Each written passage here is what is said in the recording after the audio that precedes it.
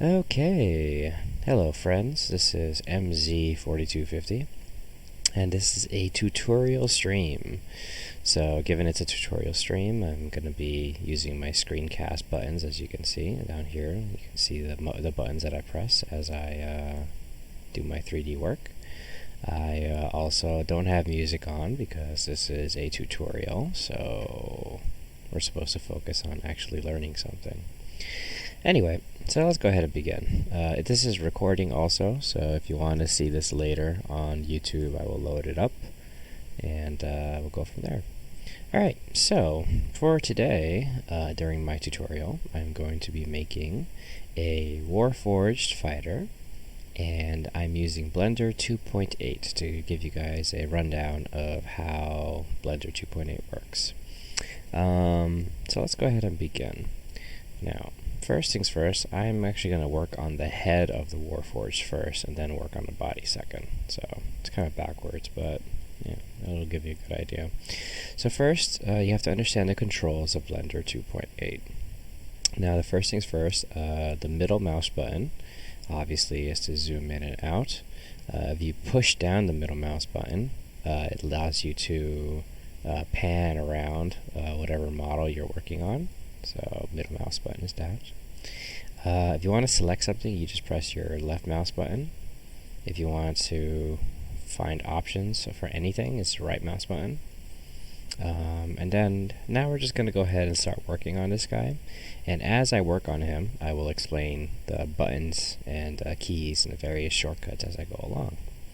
So first things first, if you want to work on this model itself, this humanoid being, if you go on thingiverse.com and you look up mz4250, you will see my massive collection of minis and such and so forth. And if you just keep scrolling down through my stuff, you'll eventually get to the folder that says basics humanoid rigs. You just keep scrolling down, you'll eventually see the humanoid rig model, and that's where this file is. When you download Blender 2.8 and you open that file wherever you save it, it'll lead you to this basic file right here. Anyway, so now that we got that out of the way, oh hello there Mike Tree 2. Anyway, so now that we got that basics out of the way, let's go ahead and make ourselves a Warforged head.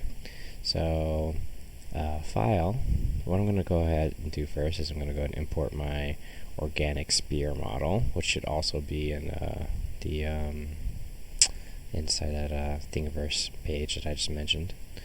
But let's go ahead and download my organic base spear. So go to basics for me, and let's go ahead and move this thing forward. Now to move something in Blender 2.8, the controls are right here on the side. You just select what you need and go from there. So for instance, move, I select that.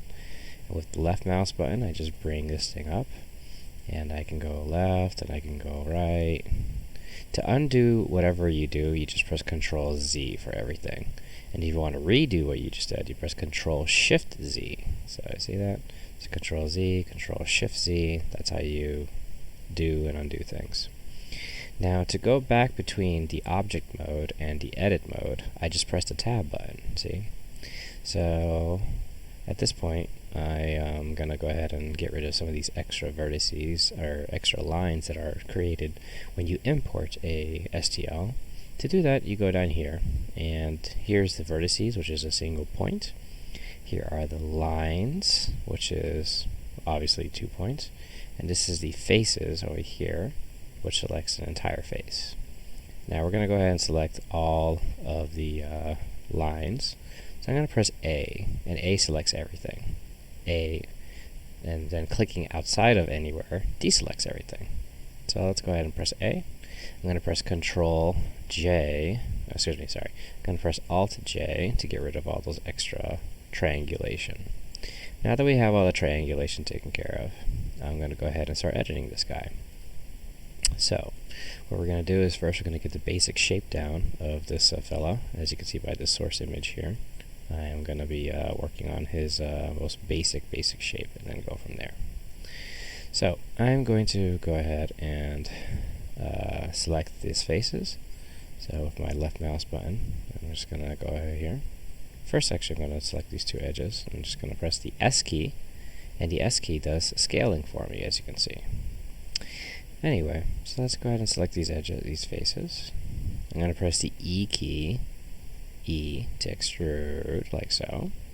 And the reason why I'm doing that is because like I said, I'm making the most basic shape first, and then I'm going to go from there. So the rotate key is right here. You can also press the R key to rotate things, but it's not as accurate as using the actual controller. So just keep that in mind. Anyway, so let's go ahead and make the most basic shape of the Warforged face, and then we're going to keep going from there. Now, this is obviously not enough geometry for me to work with, so I'm going to have to add more. And then the easiest way to do that is by just pressing Control R, and that creates a line, just like that. And I'll do the same thing over here on this side. So yeah, just the left mouse button is all you really need. Anyway, but yeah, so that's a decent amount of geometry right there. And then let's go ahead and let's do the same thing right over here too. Just like that. Just adding some extra geometry. Anyway, let's continue. So, at this point, like I said, the most basic form is what I'm creating right now. So, just a basic jawline, just a basic, area where the eyes are going to be, etc., etc. Alrighty. Anyway, so let's continue working. Now, like I said, I'm just, let me go ahead and go to my transform tools, and let me go over here. So I'm going to let's go to mesh real fast. I'm just going to turn on a setting real fast. Setting, mirror, and then let's go to X global. Okay. Oops, I guess that's not working. Alright, never mind. I was trying to do something that I could do in Blender 7.9, but I guess that's not going to work. It's fine. Anyway, let's continue. So, let me do another thing right there. Let me add some geometry right here. Then we're going to go to Z, and with the Z key, I get to check out the various different viewpoints. So with the Z key, I've pressed wireframe, and now I can see everything see-through like so. I'm going to go ahead and select all of these, and then right over here, there's a tool called the smooth key.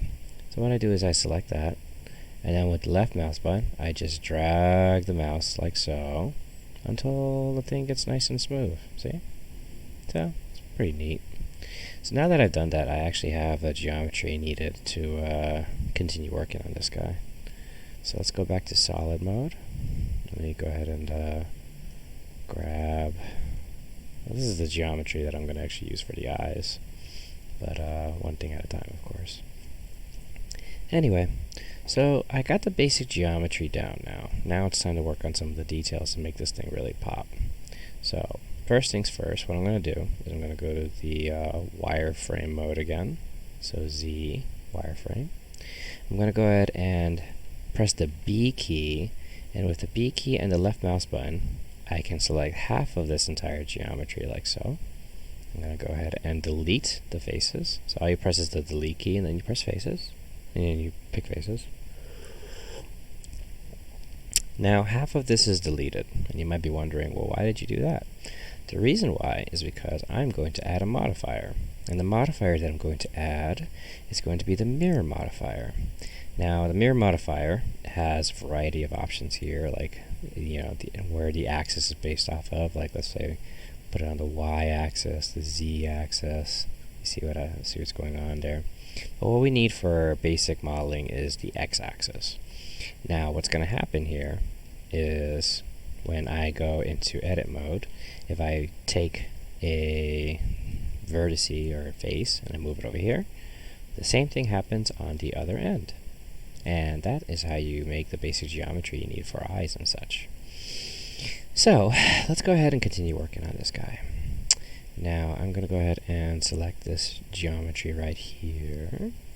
And oh, by the way, since this is a tutorial, if you need me to slow down, if you have any questions, this is like the time to do it, obviously. So just let me know if I need if I'm missing anything or you have any questions, okay? So anyway, let's continue. So let's go ahead and fix up this geometry just a smidge. Gonna add an extra line right here.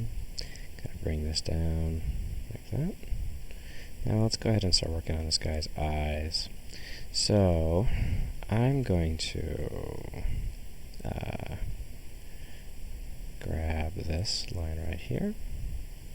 I'm going to bring this forward just a smidge, like so. And then I'm going to bring all of this in just a little bit.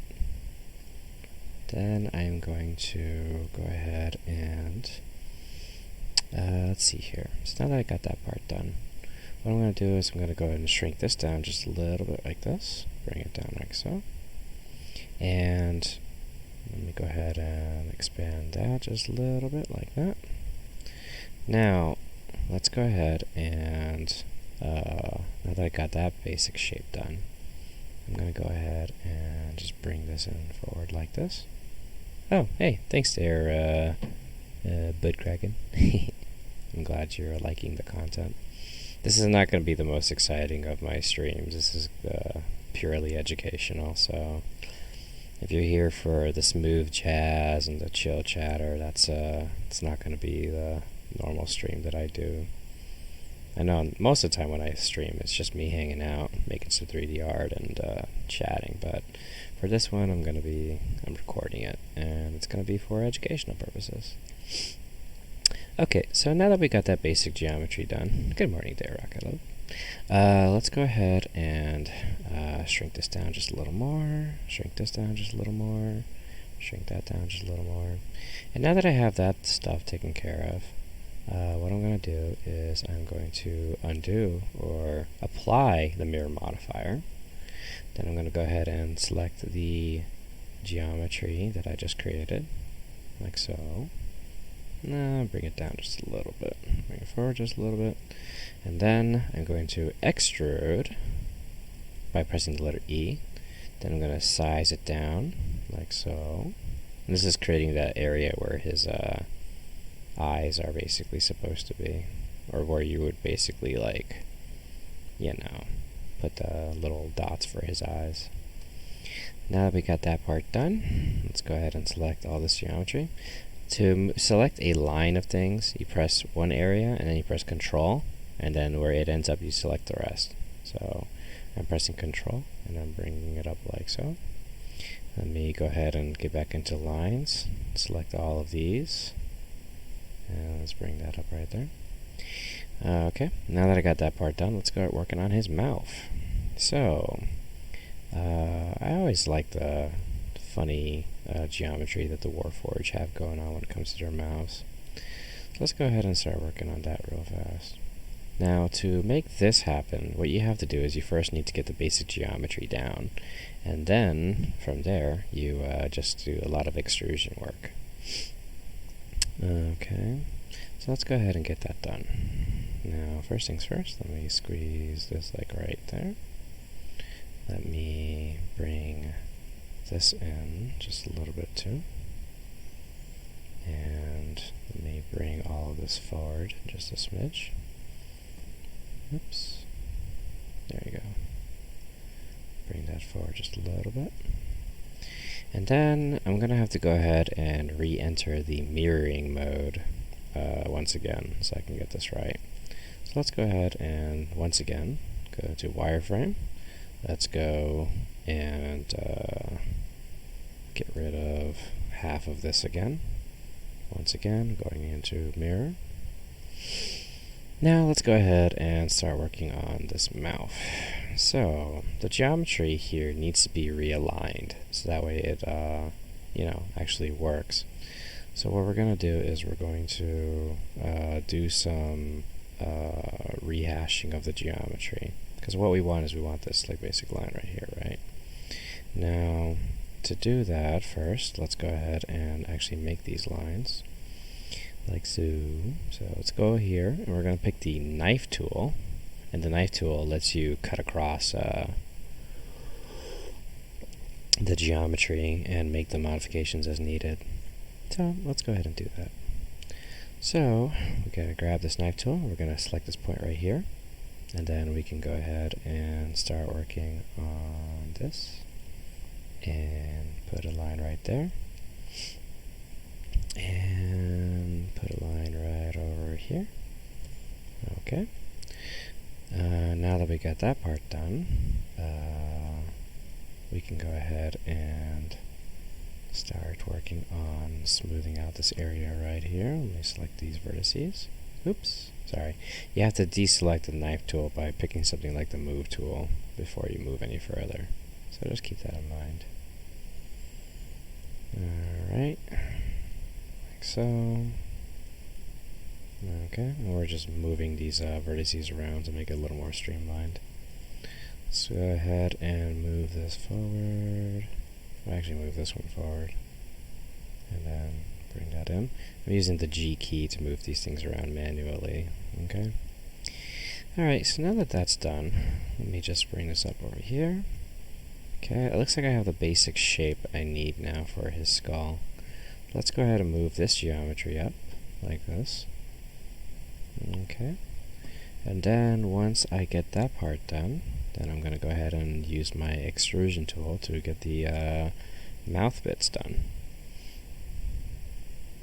This looks like MF Sub-Zero. Yeah, a little bit. I guess I kind of see that, yeah. I mean, obviously not my intent, but... Alright, so let's go ahead and once again apply the mirror tool. Let's go ahead and select the geometry that I need. So we're going to select all of that. And we're going to select this, and this, and this, and this. Let me see if I got everything. Yeah, it looks like it. And then we're going to go ahead and create the lines that makes this separation on his face. So up we go. And bring it up just a little bit. And then I'm going to create a new line right inside this area right here. And then I'm just going to squeeze it in like so. And that's basically all you really need for that. Now let's start working on his jawline and the other bits around his face. And then we're going to go ahead and move on from there. So, let's once again get out of this mode. Let's go into the mirror mode again, because I'm going to once again work on one half of it to get the other half done. So we're going to go ahead and delete this again. Sorry, delete faces. Do the mirror thing again. Just doing this back and forth as I need to. Now let's go ahead and start working on this jawline. So, let's select these edges. Alright. Gonna go ahead and move that forward like that. He's got like a little bit of a like sequel trilogy stormtrooper thing going on here with his chin. I think it's kind of interesting. By the way, I wish I could play music, but when I put videos on YouTube, if I put music, they get kicked off immediately. It's unfortunate, but that's their weird rules. I know that there's there's like safe music out there, but I haven't found any stream that actually lasts long enough for me to do my 3D modeling, you know. If anybody out there knows of any smooth jazz that I can play while I stream on YouTube videos, I would really love it. But unfortunately, there is no such thing.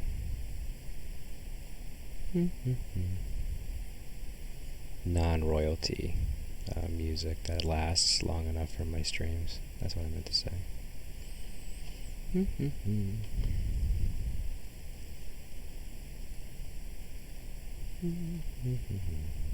I guess the other option would be I would have to like make a playlist or something, and I just don't really have the time.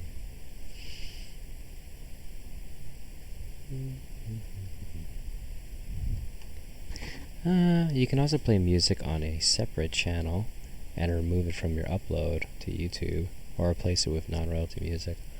Yeah, I'd prefer to just do the non-royalty music thing, and I just haven't gotten around to finding something that'll fulfill that mark, you know?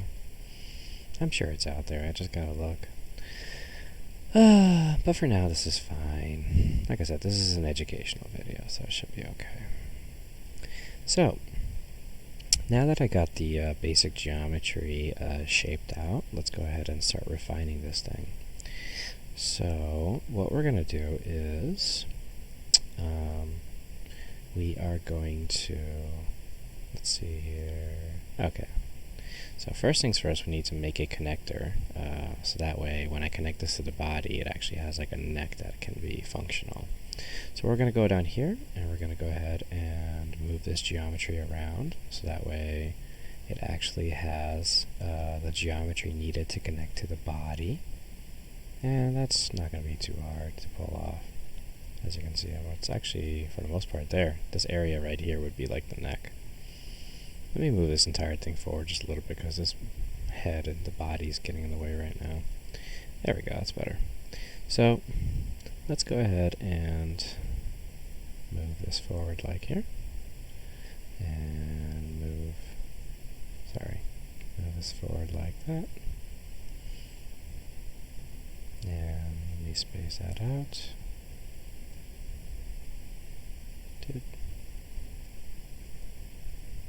Space you out like that. It's probably not necessary. Okay, that's the geometry that I'll need for the neck. Now, I'm going to go ahead and add another line right here. Nope, actually, I don't want that. What I'm going to do is I'm actually going to use a knife tool, and I'm going to force a bit of a edge. And the reason why I'm doing this is because I want this area to be nice and sharp when I add the subdivision modifier. Now, what is a subdivision modifier, you ask? I will tell you. Let me just make this geometry first. So knife tool right there. Press the Enter key, and then you got that going on. And then let's go ahead and actually, you know what? I'm gonna do something else. Instead of doing it like that, I'm gonna put a line right here. There we go. Okay, so now that that's done, let me go ahead and show you the next nifty tool to make a 3D model work. And what that is I'm gonna add another modifier, and it's gonna be the subdivision surface. Now, first things first, as you can see a lot of the lines and pixelation that's going on right here. To get rid of that, so that way it looks a little bit more smoother, what you do is you go to Mesh, you go to Shading, and you pick Smooth Surfaces. And that's not working, so let me try it again. Object, Shade, there you go. So once again, Object, Smooth Shade, that's how I did that. So now that that's done, let's go ahead and start refining this model, and then we're going to go ahead and move on from there. Okay, so let's start adding some more details now that we got the basic shape down. So first things first, this area right here needs a little bit of geometry, so I'm going to go ahead and press Ctrl R, and I'm going to bring that down right there. Okay. Then I'm going to go ahead and let's add a little geometry right in the middle to sharpen this area. So we're going to go ahead and split right there, so that makes that nice and sharp. Then we are going to go ahead and add some more lines to the overall shape of this guy. So let's go ahead and tighten this area just a little bit more. Okay, that looks pretty tight right there. Let's go ahead and tighten this area too, right here. And then we are going to do a little bit of extrusion work right around the eyes. So what we're going to do is we're going to take this knife tool again. Knife tool, actually it's already selected, that's nice. We're going to go ahead here, and we're going to go and select that. We're going to go over here and select this, and then we are pressing Enter. Then we're going to go over here, and we're going to select the knife tool again, right there. Then we are going to apply the mirror, because we're going to create something that basically is functioning on both sides of this head. Oops. So move, make sure I got my faces selected. I'm going to go over here, select all this geometry. I'm going to go ahead and bring this in by extruding inward, then squeezing down like so. I'm going to bring it up just a little bit. Okay, then I'm going to extrude one more time. Alright. Now I'm going to go ahead and do the same thing. Actually, you know what? There's a better way that I could have done that. I'm going to undo this. So Control Z. And instead of doing it that way, I'm going to select the geometry right here around his head.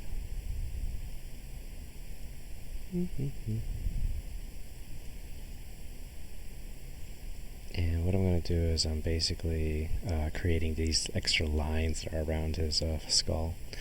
Now you can see that you need this line right here, so I can actually do the knife tool while other geometry is selected. So knife, oops, knife right there.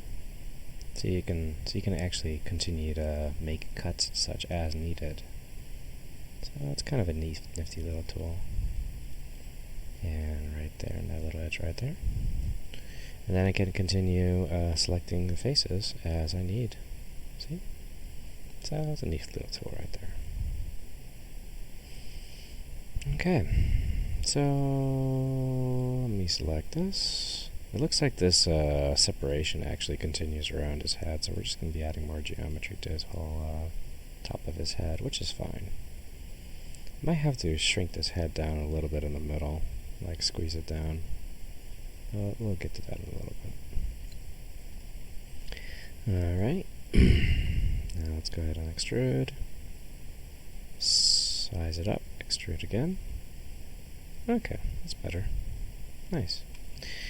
Alright, now let's go ahead and... Well, first off, this head's actually a little bit wide. I actually want to squeeze it down just a little bit. So we're going to go to scale. I'm going to go ahead and select this part right here. I'm just going to squeeze it down just a little bit. Not too much, just enough. Okay, he's looking pretty handsome. Alright. So, now let's go ahead and work on the eyes real fast. So what I'm going to do is, I'm going to show you guys another little tool. So you select, oops, so let's go and select this geometry in the inside of his face. I'm going to go to edges, and I'm going to press subdivide, and that creates a whole layer of subdivision right inside here. Now, before I continue, let me go ahead and once again do my little mirror tool. So wireframe, let's go in here. Let's select half of this guy's face. Now that I've added more geometry, it's going to be a little harder to select everything. Oops. But it looks like I'm pretty good. Let's go ahead and select this. So faces, delete. Once again, add my mirror tool. And now let's go ahead and make those eyes real fast. All I'm going to do is make these little bulbs, just so that way it's easier for whoever is printing this. It's actually one of my patrons that is printing this. But yeah, one of my patrons is going to be printing this later, so I'm just going to go ahead and do that. And then what I'm going to do is, well, I'm going to bring this in actually just a little bit like that. Then bring it forward just a little bit. Then I'm going to make this look like actual eyes, so I'm just going to move this around. Now this is not the traditional way you make eye sockets, obviously, but this is a special case because this is a Warforged, and Warforged look different from normal humanoids. Anyway, so now that that's done, let's go ahead and select these faces. Let's make this a little bit bigger. Okay, I'm actually going to move it out just a little smidge. That's enough. Then we're just going to extrude, extrude, extrude one more time, and there you go. I kind of like his derpy look, but I guess he's kind of serious, so let me just go ahead and bring this brow down just a little bit. So, because he's very mean. He's a mean Warforged. Grr, so upset. Okay, there. Alright. So, that is all I really needed for the face. At least for now, anyway. Let's go ahead and apply this mirror. So go over down here. And let me go back to object mode and apply the mirror. Now let's go ahead and just do a couple more extrusions, because you can see that there's like some stuff going on back here. So let's go ahead and you know, actually I just noticed that his jawline is a little more significant. I actually need to bring all this back just a smidge. Bring it down just a smidge too. So let me actually go back to the mirror option. So let me just go back to object mode. Do what I just did. Okay. Now let's go and fix this jawline real fast. So let's just select these faces, pressing the control button. Let me deselect that. Bring this down just a little bit. And then let me go over here, select all of these.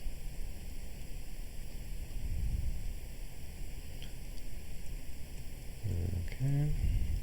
We're just going to bring that down. And then up here is a bit of a gap, or like a little bit of a separation. That needs to be a little more significant than what we have here. So we're going to select this. We're going to bring, actually might as well select all the faces. Select all of that. Alright. Okay. Then just select this area right here. And then I'm going to go ahead and this actually is a little too high. So let's select that. Go in here, press the control button. And we're just going to bring it down. Oops. Didn't want that selected though. And then we're going to select this geometry. And this geometry. And all of this right down here. And then we're going to go ahead and once again reapply the mirror function. And then we're just going to extrude this outward just a little bit. So extrusion, out, extrusion one more time. Okay, and there you go. That looks pretty good. Alrighty. So now that we got the basic geometry down, and this is obviously going to be next stuff that we're going to worry about later. Lots of chords and stuff, so we're going to worry about that in a little bit. But now that we got the basic head shape down, which I'm pretty satisfied with, let's go ahead and start working on the body. So there's two ways that I can do the body. I can either A, pose the body first and then start working on the details, or I could B, B would be to model the body first and then make a new skeleton and pose it. So what I'm going to do is, because this Warforged requires a lot of detail on both sides of his body, I'm actually going to model all the details first on the body, and then I'm going to re-rig it so that way I can pose it and stuff. So let's go ahead and get started on that, shall we? So first things first, let's go ahead and move this head over here. Let me go ahead and shrink it down just a little bit. Let me just make sure it's the right size before we continue. So it's a little big, a little small. Seems about right.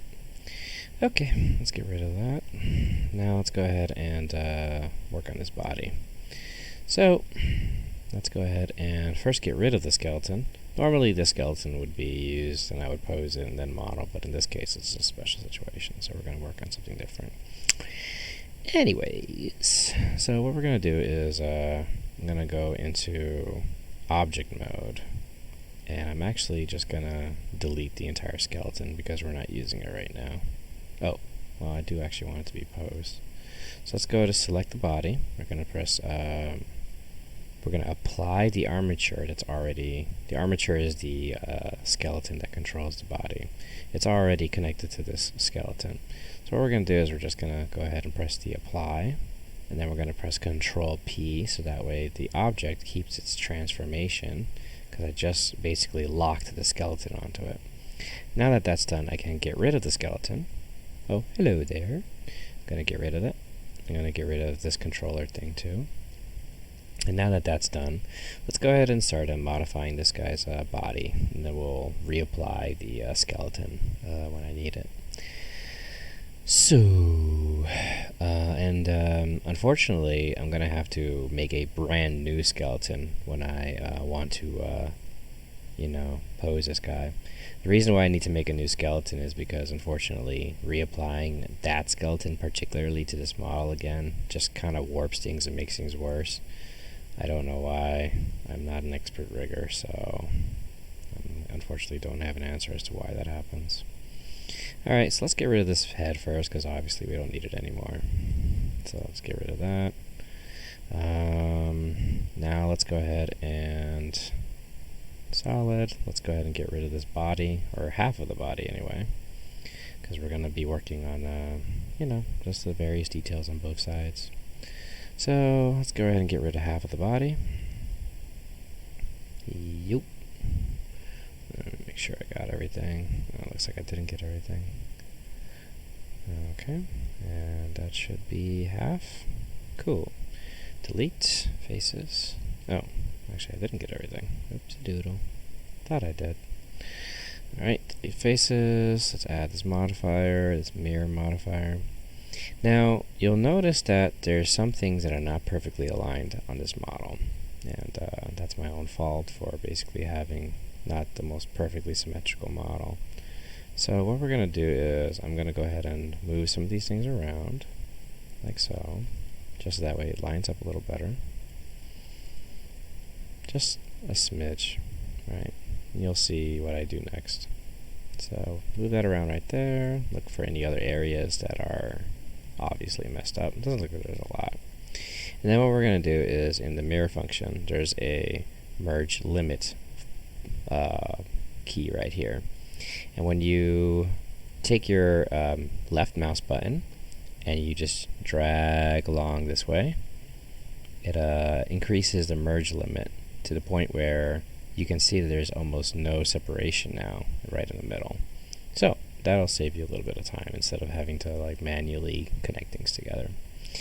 So now that that's done, let's go ahead and start making this guy look like a Warforged. So I guess I'm going to work from the bottom up. Now, first things first, he has a very large upper body, obviously. So let's go ahead and start modifying his upper body. So remember, with any form of art, it is important and, well, just completely utterly imperative for you to make sure that you get the most basic shapes down first and then start working on the details, right? So this guy has a big upper body, so let's go ahead and start working on that. Now, since the upper body encompasses both sides, we're just going to go ahead and reapply this mirror function, because I had to do that to make sure that this was symmetrical. Okay, so let's go ahead and start increasing the size of his upper body. Now, he's actually just wide in general, really. So we're going to actually just widen him completely. So I'm going to take this function right here. I'm going to widen him like so. And then I'm going to do the same thing over here. Just kind of eyeballing it, Okay. Now I'm going to go ahead and select the upper body. And I'm going to increase the overall size of it. Actually, by doing that, now I'm actually going to just work on the model, on the actual armor to increase its size. So let's go ahead and once again delete everything on one half. Yeah, that actually, the little widening thing that I just did, actually did the chunk of the work that I needed, so that was kind of convenient. Okay, so, alright, looks like I got everything there. Delete faces. Once again, add the mirror function. Now let's start working on the deets. So first things first, let's work on his shoulders. these pauldrons, if you will. Gonna go ahead and select this geometry right here. And you'll notice that the pauldrons that he has,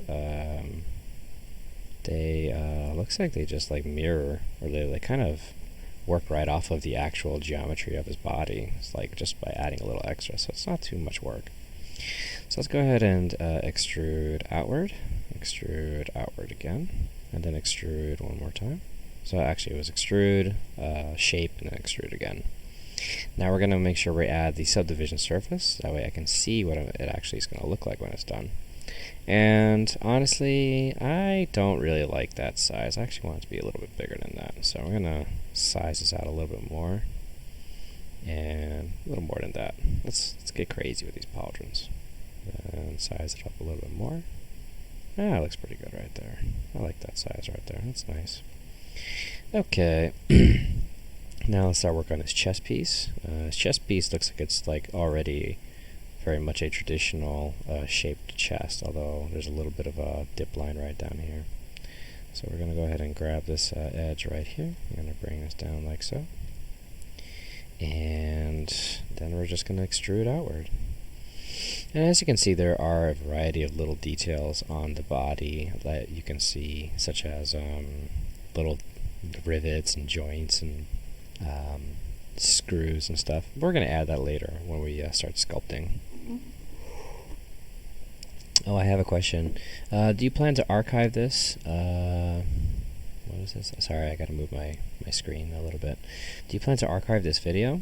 This is really informative, and I would love to be able to follow along another day.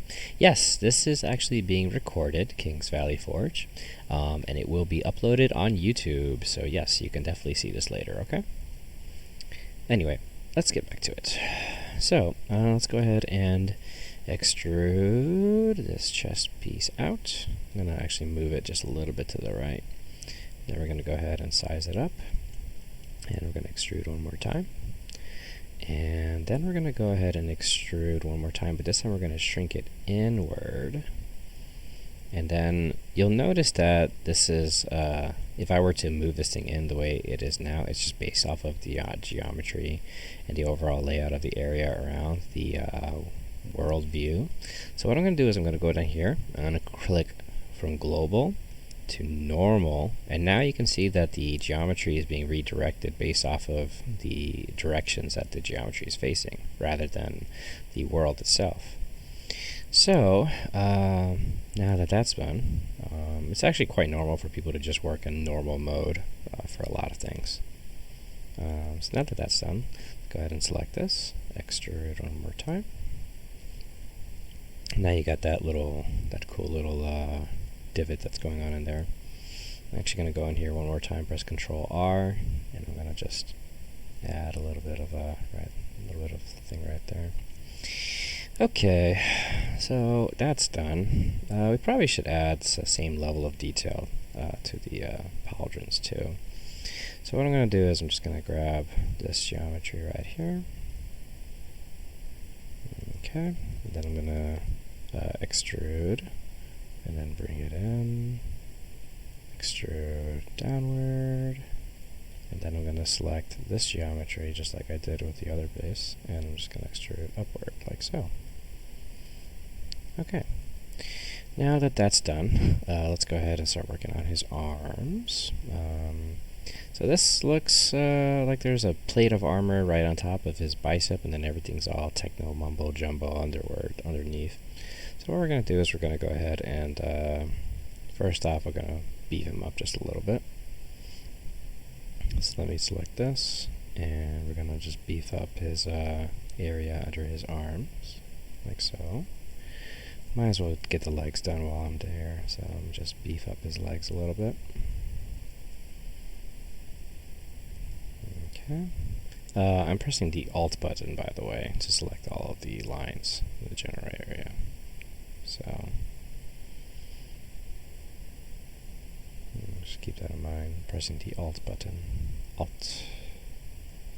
Press the Alt, press the left key, and then you select the entire line. Okay. Now that that's done, let's go ahead and start making these little plates that are going around his arms. So there's nothing really too complicated about this. All it is just selecting the geometry that's covering his arms and then just, extruding outward. That's really all it comes down to. So let's go ahead and do that real fast.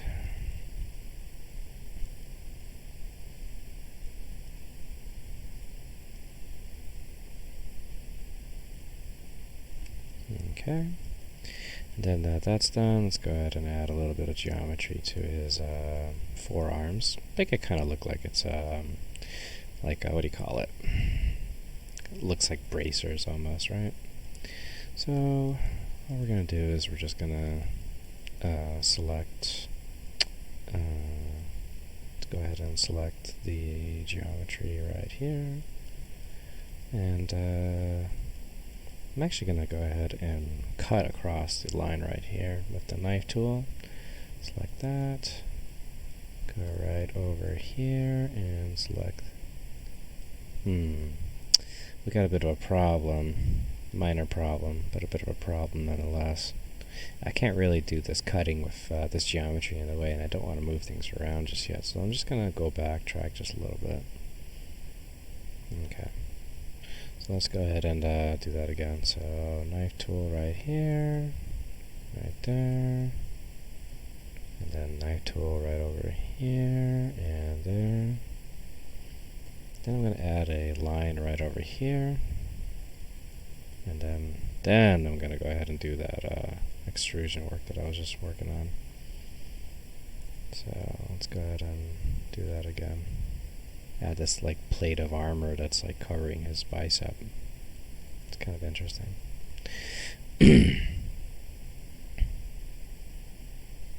Okay. Now we'll go ahead and select the geometry that we need for his bracers, if you will. Actually, there's a better way of doing this. Instead of doing the extrusion method, I'm actually just going to make the lines that I need right here, and then I'm just going to size them out like so. And then I do the same thing over here, size it out. And then I'm gonna, well, you can't see it in the artwork, but you assume that he has some elbow pads going on here, so we're just gonna go ahead and select this geometry. And we're gonna size it up, like so. Alright. Now let's go ahead and get back to this knife tool, and we're gonna continue working on what we were just working on with this elbow area. So we're going to go right here, cut across, and go right here, cut across. Now, looks like this knife tool did not like what I was trying to do. Huh, that's interesting. So when you run in a situation where a knife tool does not want to play, what you do is you just make a completely new line like that. You select the edge that you just created right over here like this. You press Alt-M and pick center, and it'll get rid of that little situation that you got there. And there you go.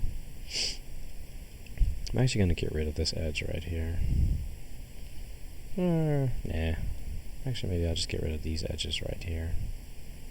You're going to want to get rid of these. You press Dissolve Edges, and it just gets rid of them like if they weren't there at all. Okay. Now we're going to go in here, and we're going to cut across, because it's always good in 3D art to model things in quads. Everything in quads.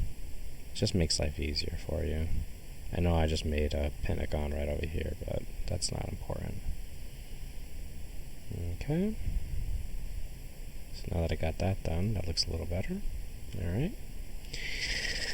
Let's see. He's got a little bit of a separation going on right over here. One thing at a time, I guess. Let's go ahead and put that there. Now let's go ahead and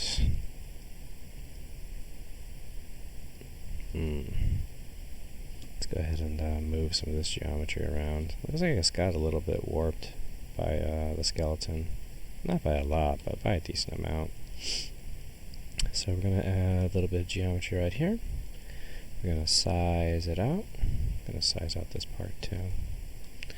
Then we are going to make it look like, this bracers of his continues onward to cover the top of his wrists. So we're just going to take this geometry and we're going to extrude it downward to like right around there, like so.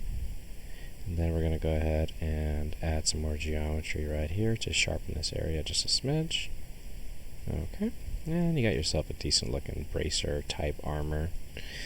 I'm going to add a little more geometry to this by taking my knife tool again, selecting right here, and I'm just going to continue this little format area right here. And then we're going to go ahead and select this geometry. Keep forgetting about that. Alright. And we're just going to extrude this outward just a little bit. And extrude one more time. Alright, that looks nice. Okay, let's see what's next. So, let's get back to his center area. Oh, also, because this guy is going to be holding 2 weapons, by the way, my patron requested that this Warforged be carrying a battle axe and a spear. So, what this means is these hands that you can see right now are actually not going to work. So what we're going to do is we're going to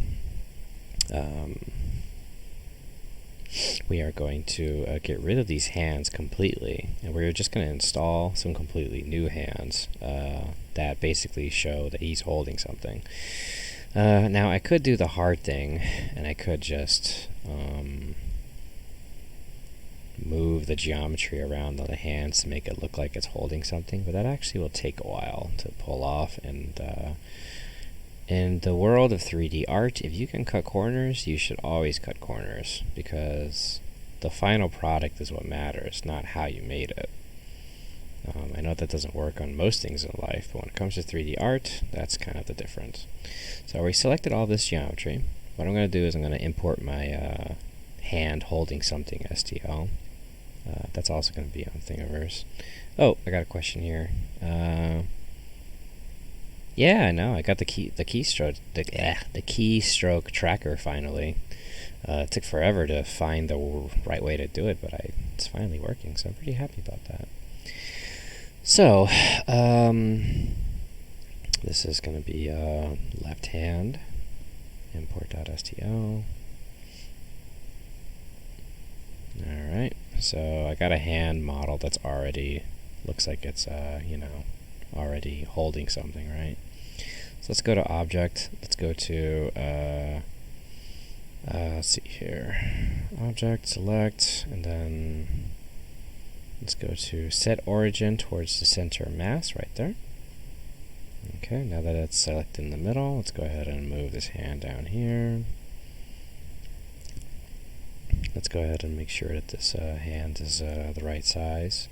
So he's actually going to have his hands be a little bit bigger than what's currently here, and the reason why is because Warforged, but also because he's wearing gauntlets, if you will. I mean, technically his arms are the gauntlets, but either way, his hands are going to be just a little bit bigger, just because, he's covered in armor and such and so forth. So, now that we got that done, let's go and get rid of this excess geometry by pressing Alt-J. And then let's go ahead and get rid of this hand now. So delete faces. Let's go ahead and position this thing right where it was just at. It looks like the connector is right there. Might have to angle it just a little bit, like so. Might have to shrink it just a smidge. Okay. Okay. Now let's go and and then what you do is, now that you first select the new thing you're gonna add. So select that first. Select the body it's gonna be moved into. Actually, hold on. I gotta move it just a little bit more. Okay. Select that, and then you go to Object, and you press Join. And then you'll see that now you have the hands on the other side of the mirror function. And you'll also see that it is added the subdivision smooth, so that's nice. Let's go to Object, Smooth Shade again, and then now that we have that connected, let's go ahead and you know, I just realized something. I think my new hand models are not on the Thingiverse link, so I need to upload those right now. Anyway, so now you're wondering how to select, how to bring these things together. There's two ways to do this. You can either A, select the vertices, select this one, and select this one, and press Alt-M, and then it will merge it at the center. So that's one way to do it. But another way to do this is, and this also adds a little extra geometry, because as you know, if you look right at your wrist, there is a little bit of a fold going on down there. So what you do is you select this, select the edge, so by pressing Alt, so just Alt left click, then hold down your Shift button, and then Alt left click again, Shift Alt left mouse, and then in the edges, I'm going to press Bridge Edge Loops. Ta-da! And then just to make things a little bit more smoother, I'm going to go ahead and go to Smooth right here. I'm just going to smooth it out by just dragging the mouse along like that, just to make it a little bit nicer looking, you know? Okay, I guess I'll just bring it up just a smidge. Alright, so now that that's done, so now he can hold an axe in one hand and a spear on the other. Alright, so we're pretty much done with the arms now. Looks like it's all looking pretty nice. Alright, so let's go ahead and start continue working on this little chest plate. So, let's do that. Now, something that I've noticed about my models, I can't believe I completely forgot about this, but my base geometry for a humanoid starts off kind of lanky and a little tall, and based off of the artwork that I'm looking at right now, it looks like this guy is actually kind of a medium-sized looking fella. So what we're going to do is we're just going to shrink his torso just a smidge, you know, just bring all of this up. Let's go to Move. Let's go to Normal to Global, and we're just going to bring up his torso just a little bit, you know, just bring that whole size up just a smidge right there. Just a tiny adjustment, because this guy's not super tall, he's kind of medium sized. So do that, and then of course, as you know, if you're going to change the torso, you also got to change the legs. So the only major change you really got to do is just bring up his knees just a smidge, and then it's kind of all the changes you really need. And then you do the same thing with the calves. Not by a lot, though. Don't forget that the calf and the knee is supposed to be equal length to the to your thighs. So okay, so there you go. So that was a minor adjustment. I mean, you could barely tell it, but it's there. Anyway, let's go ahead and continue. So, next is this chest piece that's basically right there in the middle of his armor. So to pull that off, we actually already have the geometry that we need right here in the middle. So all we got to do is just add one line, and then now that that's done, this little ball area, or this little circular thing, I think is going to go like right there, or like right there. Right there, whatever. Anyway, so let's go ahead and continue working on this. So this is the geometry we're going to use for this part of his armor. Going to go ahead and move that like that. Then we're going to go ahead and select all of this.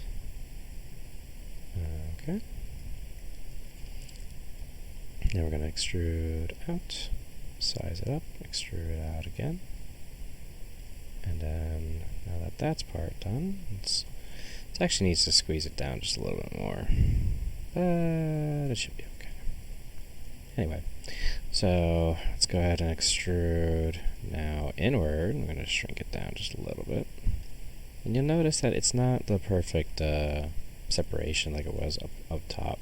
So we're just gonna actually change some of the line work down here.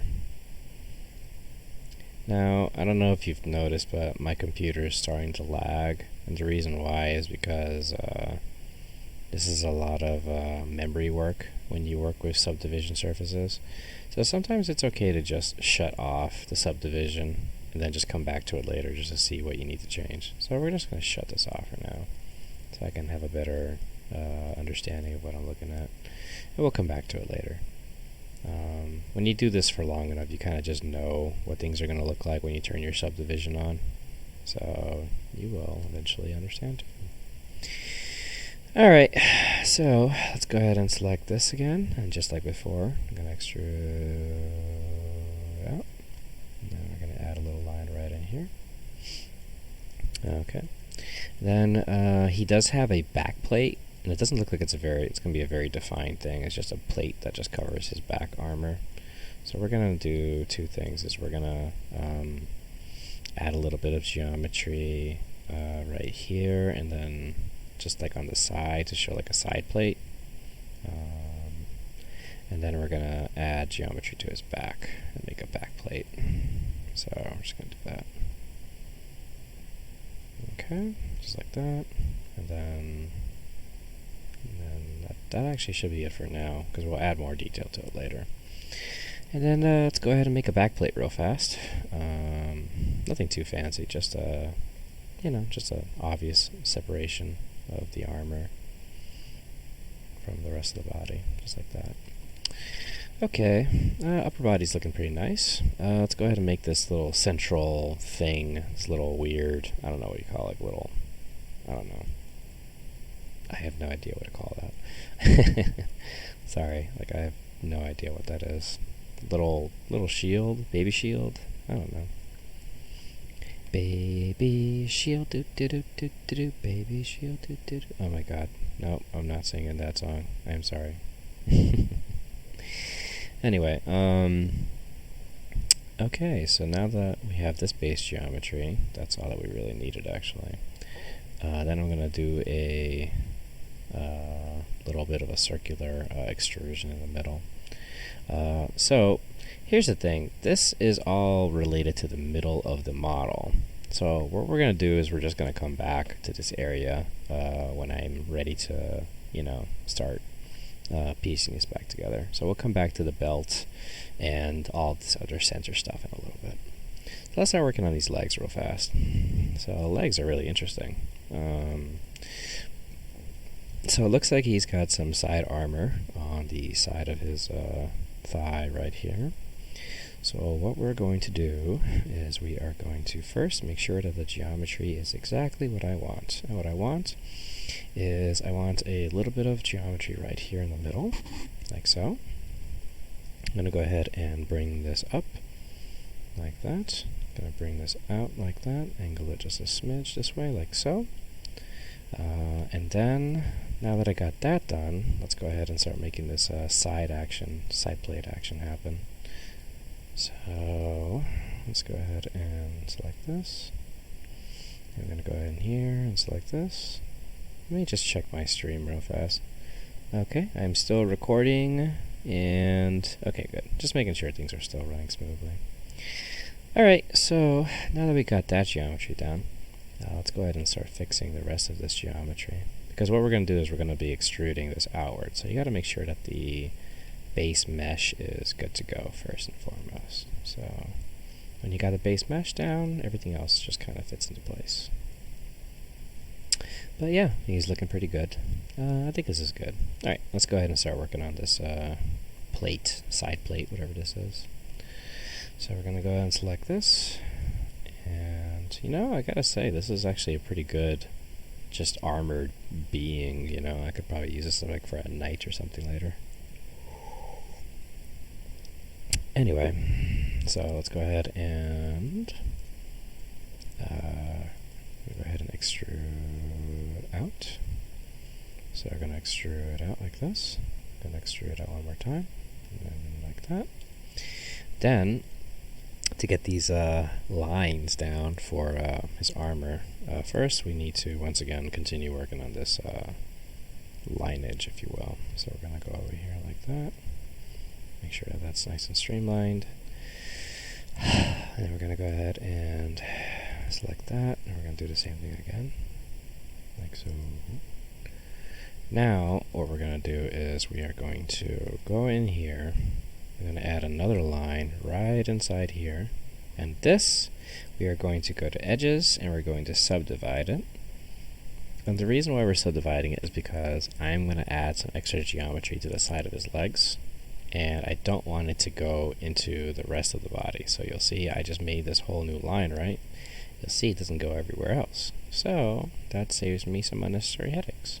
So by subdividing a line, it prevents the geometry that you're creating from crisscrossing in areas you don't want. So I'll just keep that in mind. Okay, so now that we got that part done, let's go ahead and just do some good old-fashioned extrusion work.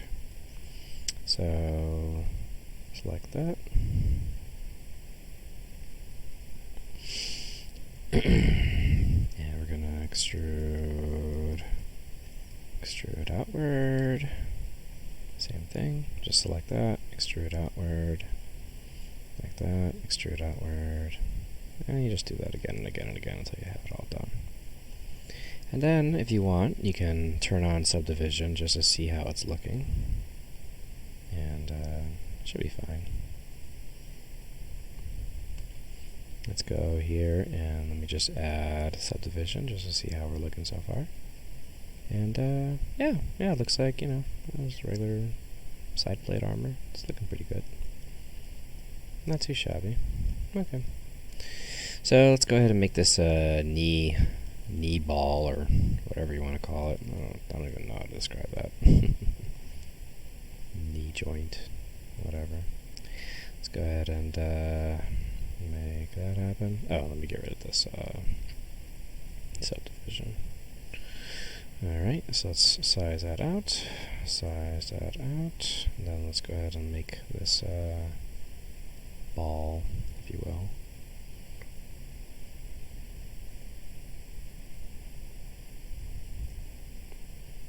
Okay, that's all we really needed. And then let's go ahead and add some extra geometry to the bottom area of his legs. So we're going to go ahead and, so what we're actually going to do is, it's not going to be exactly like this, but it's going to be pretty close. What I'm going to do is I'm going to select this edge right here. And what we're going to do is we're kind of mimicking like calf muscles, but instead of calf muscles, it's actually going to be armor. So it's going to be kind of neat.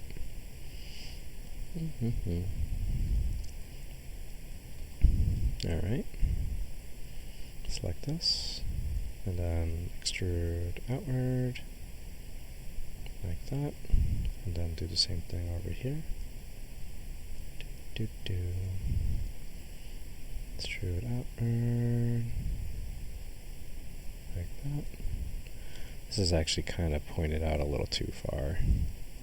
Nothing wrong with skipping, we're not skipping calf day, but it's a little much. Anyway, you know, actually, I'm looking at this, and I think I actually should have done this a little bit more further out. Let me go back just a smidge. Control, okay. And let me actually do that again, but I'm gonna bring it out just a little further and cover more ground by bringing this out and then extruding it outward like so. Okay.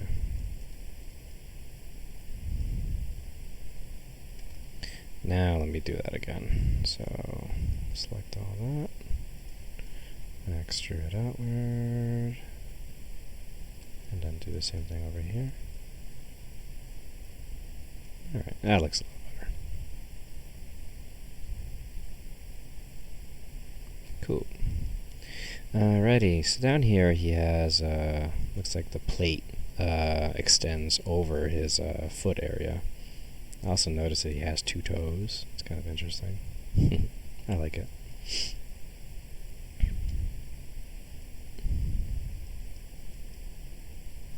Do, do, do, do, do.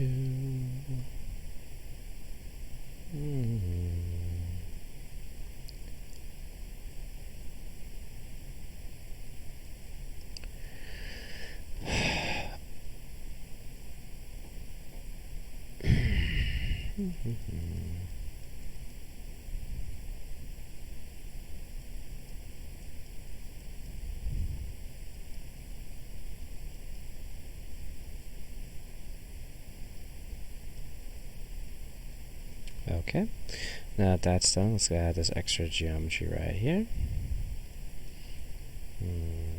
Okay, and then let's go ahead and right over here.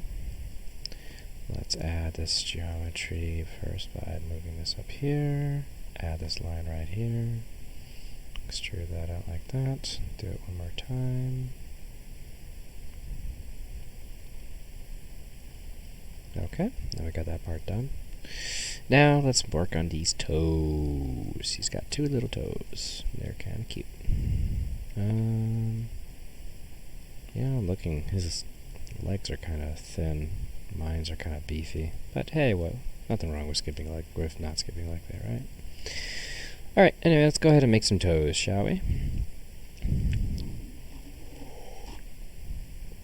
So, to make toes, two little toes, little robot toes, what we're going to do is first we're going to make sure that the base geometry is set.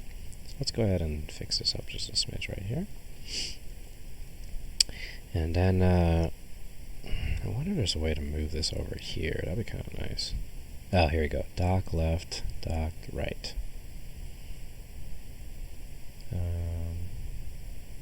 Oh no, I can't change it. Sorry, I want to make sure that you guys actually see. There we go. Yay. Okay, now you can see my little tracker for the buttons a little better because it's going to be on that side now. Anyway, I'm glad I got that taken care of. Alrighty, let's continue. So we're going to go ahead and get rid of all of this. That's way better. That's so much better. Wish I did that earlier now. Alrighty. So now let's go ahead and go over here. We're going to move this text right there.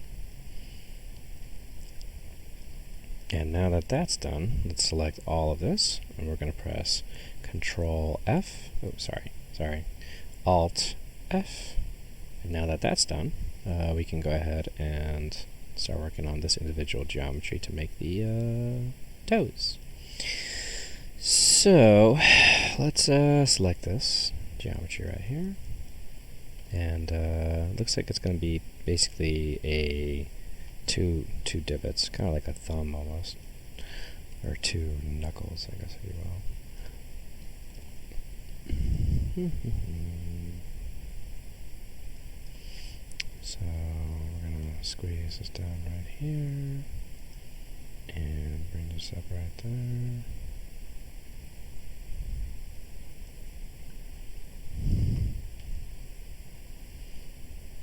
Okay, now we do the same thing over here.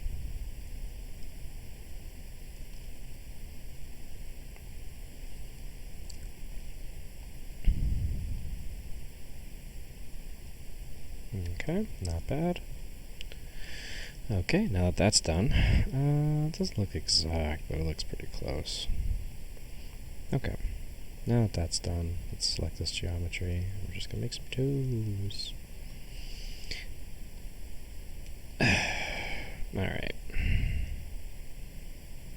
Now we're going to go ahead and do just two toes.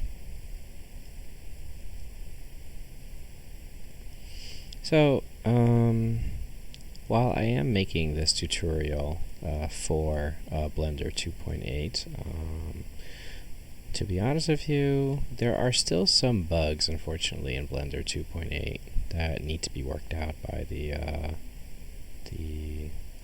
creators of it. One of those bugs that I've noticed is that in Blender 2.8 you can't sculpt something while there's a modifier attached to it. Now that's a bug I'm sure they're going to work on. And it's not exactly a showstopper, but for me, I do like sculpting while I'm have the modifier on. It's just useful.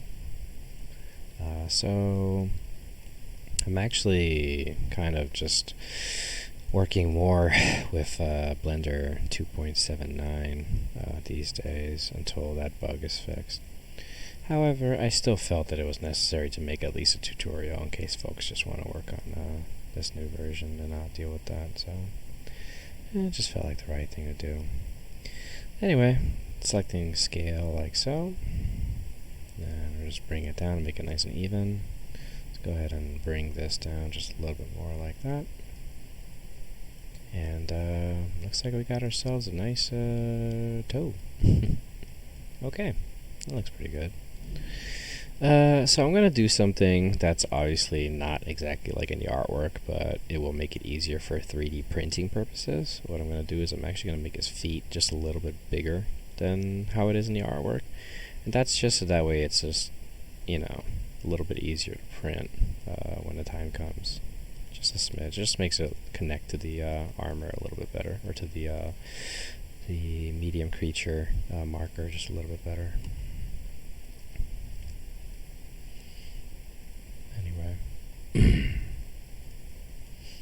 Okay, now that that's done, let's go ahead and start working on all the other little details.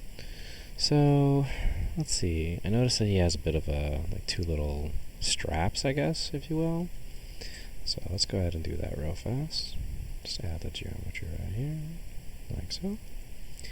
And we're just gonna select this. Sorry. Alright. And then do the same thing right over here.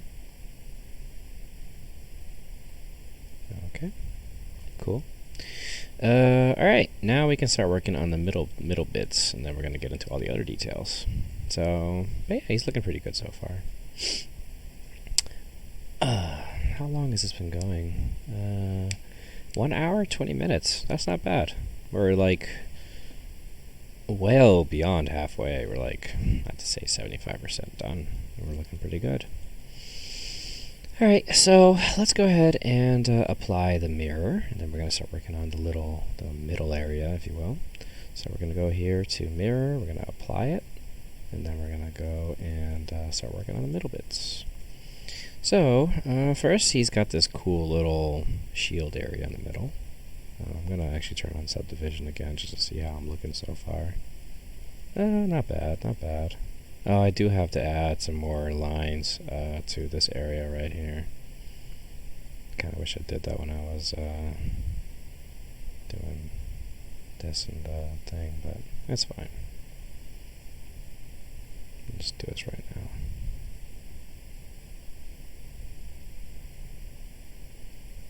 I could also just backtrack to back to the mirror mode, but it's really not that big a deal. Okay. But yeah, he's looking pretty good so far. Alright, let's work on this middle area. So let me go back to getting rid of the subdivision, and let me select this. Alright, and making like a little circular thing.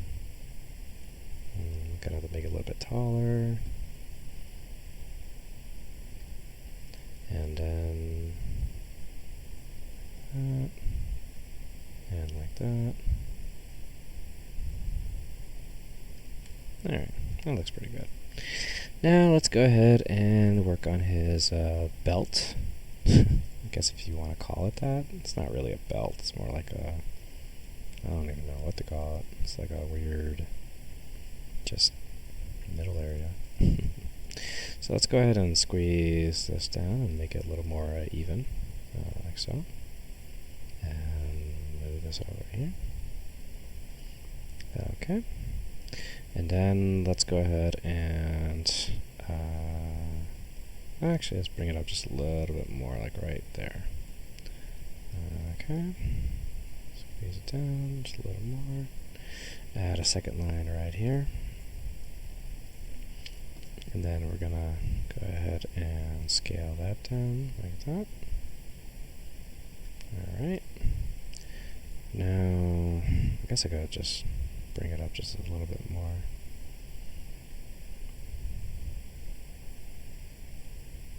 Alright.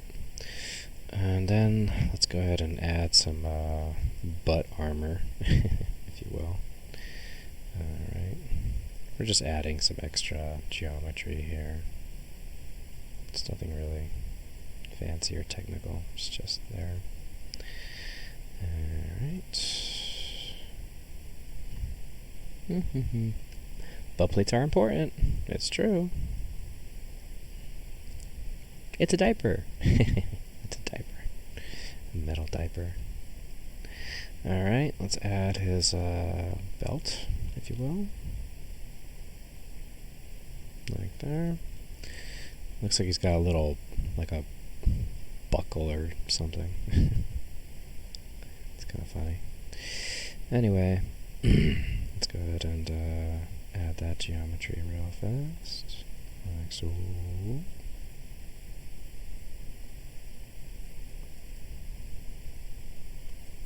Okay.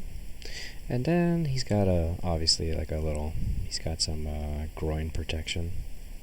Again, why does he have groin protection? I don't know, but hey, why not? It's a look, right? It's a look. Anyway, let's go right over here, and then let's go ahead and extrude this bit out. Well, let's bring it in just a smidge, then we bring it out.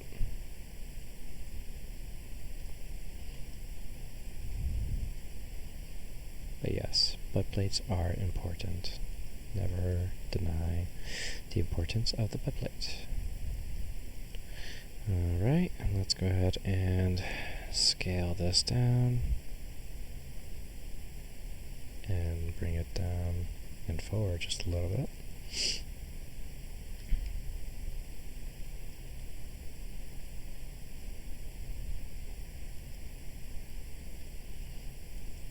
Okay, yeah, looks pretty good. Alright, I think that the body is pretty much ready for the next phase. So, let's see if there's any other details I need to add. I mean, I could add nuts and bolts and stuff, but honestly, that's not really a necessity right now. He does need his neck protection, so let's add that extra plate of protection real fast. So, we're just gonna select this right here. And actually, it looks like this area got squeezed down, so let's fix that real fast.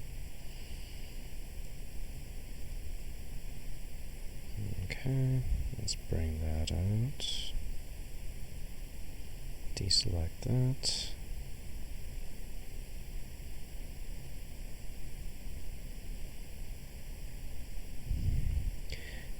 And then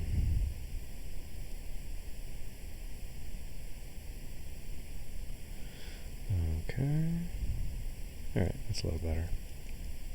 Now let's go ahead and make this neck protection happen. So, all it is just some plates. I mean, it's just, looks like some extra plates that are just coming out. Well, let's do this a two-piece thing actually. So let me just like that. And then up, and then up again, up one more time. And then same thing over here. Then up again. And one more time. Alright. Okay, now let's go ahead and connect this head to the rest of the body. So this is a pretty easy part to actually pull off. First let me angle that downward. Oh. And then let's go ahead and move it down like so. Then we're gonna bring it down like right there. Looks like we gotta actually move his head just a little bit. Okay. And then we need to connect the head to the body, obviously. So let's go ahead and do that.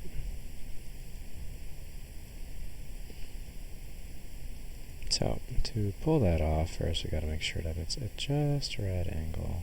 And it looks like it's actually a little too forward. Okay, now let's go ahead and start connecting this head to the body. So to do that, first we need to make sure that, well, it looks like actually this geometry needs to be moved forward just a smidge.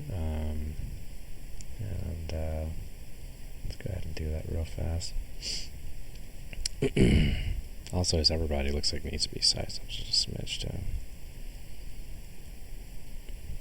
But one thing at a time. Alright, so let's go over here, wireform, and actually I guess I probably should have just angled it back the way it was just for a little bit. Yeah, that'll help. Now let's go ahead and select this geometry right here.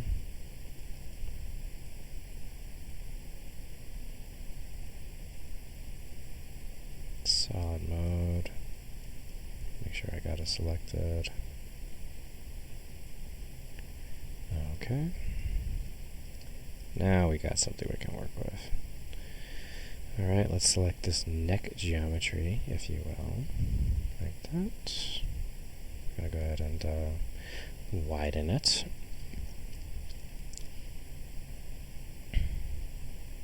Okay. Now we're gonna go ahead and size it up just a little bit more. And then we're gonna delete it. Then we're gonna go over here and, oh, looks like I missed one. Delete that. Go over here. Make sure that this neck is long enough. Yeah, looks like it's a little long. Let's bring it down just a little bit. There we go. Now let's go ahead and connect this head to this body. So, hey, good morning there, no midbrain. Thank you for joining my stream. So let's go over here, and then we're going to go ahead into object mode, and we're going to go and join. Okay, now let's go into this area of the geometry. I'm going to select Alt, and we're going to go ahead and squeeze this down. Make it nice and even. I'm going to go and angle it like so. Now we're going to make sure that this matches up with this by moving it back just a switch, just a little bit, just like that. Okay. Now we're going to link these bits together. And just like before with the wrists, we are actually going to go to Edge, Bridge, Edge, Vertex, and we're going to press the Smooth tool, and we're going to smooth it out just a little bit, like so. Okay, so yeah, he's looking pretty good. Looks like his neck armor actually could be brought up just a little bit, or should I say his neck should probably be brought down just a little bit. We're going to grab all this and we're just going to bring it down. Alrighty. Yeah, it looks like his neck is a little bit too long. Looks kind of silly. There we go. That's much better. Okay, so he's looking pretty good. His upper body does need to be a little bit bigger though. It's kind of small in comparison to his lower body. Let's get rid of this geometry real fast. Let's go ahead and select all of his upper body. And we're going to increase the size of his upper body by roughly about 10%. Nothing too crazy. But yeah, hulking Warforged type figure needs to have a very large upper body. A little exaggerated, I know, but it is what it is. Okay. You know, actually, it looks like it's right around the above the waistlines actually where I need to do this. Let me just select this real fast. Ready? Okay.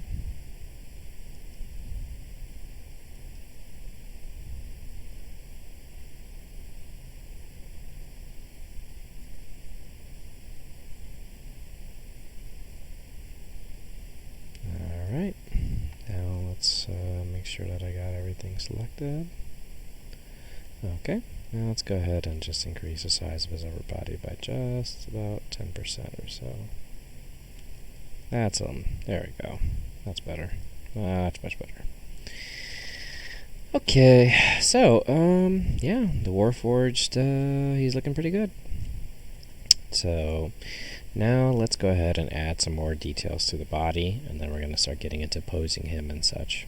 But, yeah, I'm pretty satisfied with how he's coming out so far. So, let me just save this real fast before I forget. Okay, now that that's done, it's time to add some more details to his body. So, to pull this off, what we're going to do is we're going to add the subdivision, and now we're going to just go around and just add little details. Very tempted to add nuts and bolts and stuff in the Dintobu, but I want to do that last.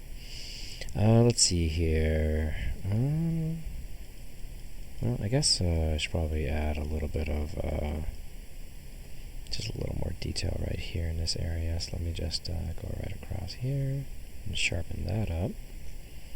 And then let me see.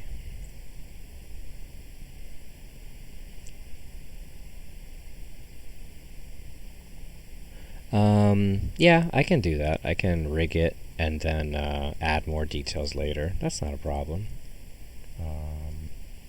Not the most traditional way of doing it, but it can be done. So yeah, no, it's just totally possible to do that. Let's see. Let me add a little bit of separation right here, and then size it out just a little right there. And then I'll do the same thing over here, like that. And okay. What else? Yeah, he's looking pretty good. I'm ready to go ahead and rig this guy up now. So yeah, let's go ahead and rig him up, and then we're gonna make a nice little pose. So first things first, file, import.stl, and let's get a size marker in here. So we're gonna import a medium size marker, medium creature, import stl. Okay. Now we're going to go ahead and move this over here. Looks like it needs to be brought up just a little bit. Okay.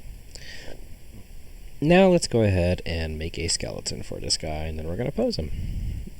Yeah, he's looking pretty great. Alrighty, so file, save, then file, save as, and we're going to call him Warforged Fighter rigged. Now let's go and make ourselves a skeleton. So, let's go ahead and we're going to go to object mode. We're going to go to add, and we're going to go and we're going to add a armature and a single bone. Okay. So there's your little armature right there. As you can see, it's just one little itty-bitty bone, but that little itty-bitty bone is going to be the thing that creates this entire fella. So let's go ahead and size him up a little, so that way we can, you know, see what we're doing. Now we're going to go into edit mode, and we're going to do some extrusion work. Just a bit of a disclaimer. I am not a professional rigger. So what I'm creating is very basic. Like, this is not a professional rig that you would use for animation. So just keep that in mind. This is just so I can pose this guy, okay? If you have any tips or suggestions on rigging, by all means share away with me in the comments. I mean in the chat. And then I'll be more than happy to, you know, learn a couple of things, right? So, yeah, so there's that. Anyway, let's make sure that this is perfectly in the middle. It looks like it is, I think. Yeah, I think it is. Alright, so let's extrude downward. I'm going to bring it forward just a little bit so that it matches the geometry. I'm going to scale it up just a smidge, that way it moves to the right. And then we're going to go ahead and extrude downward, like so. And we're going to bring the knees back right there. I guess I probably should move this back just a little bit. Okay. And I'm going to size that out like that.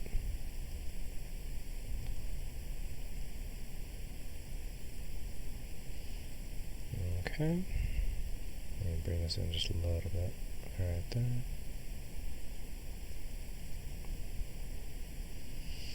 And then we're going to go ahead and extrude. Well, let me bring it down just a little bit more. And now that we got that part, let's go ahead and extrude the foot.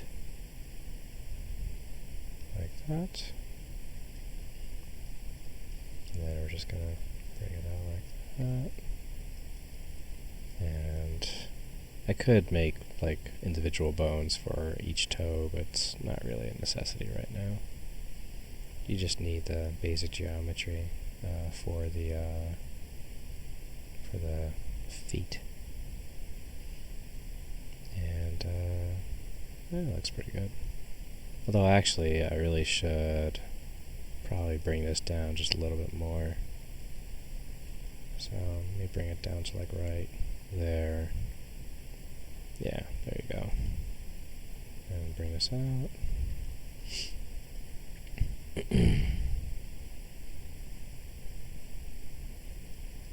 Okay. It's got a very wide body. Anyway, and then we're gonna extrude for his middle, like that. Bring it back just a little bit. And for his upper back, and then do one for his neck, which I guess I gotta do that again. Alright, bone for his neck, and a bone for his head, like that.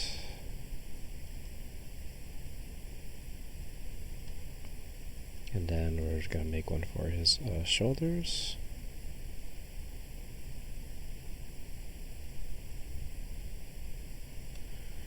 Okay.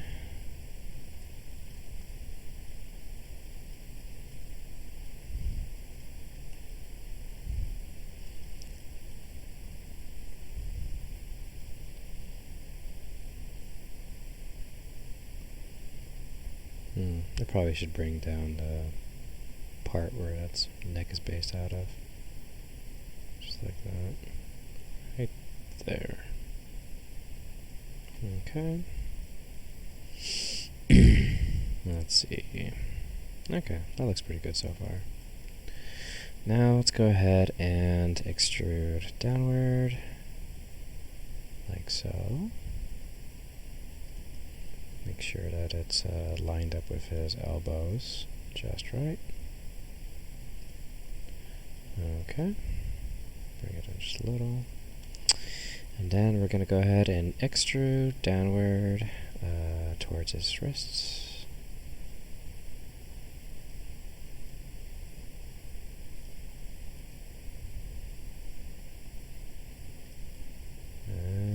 Right. Okay. Cool. Looks like it's got to be out just a little bit more. It's got to be like right where the wrist meets the hand, like right around there. Okay.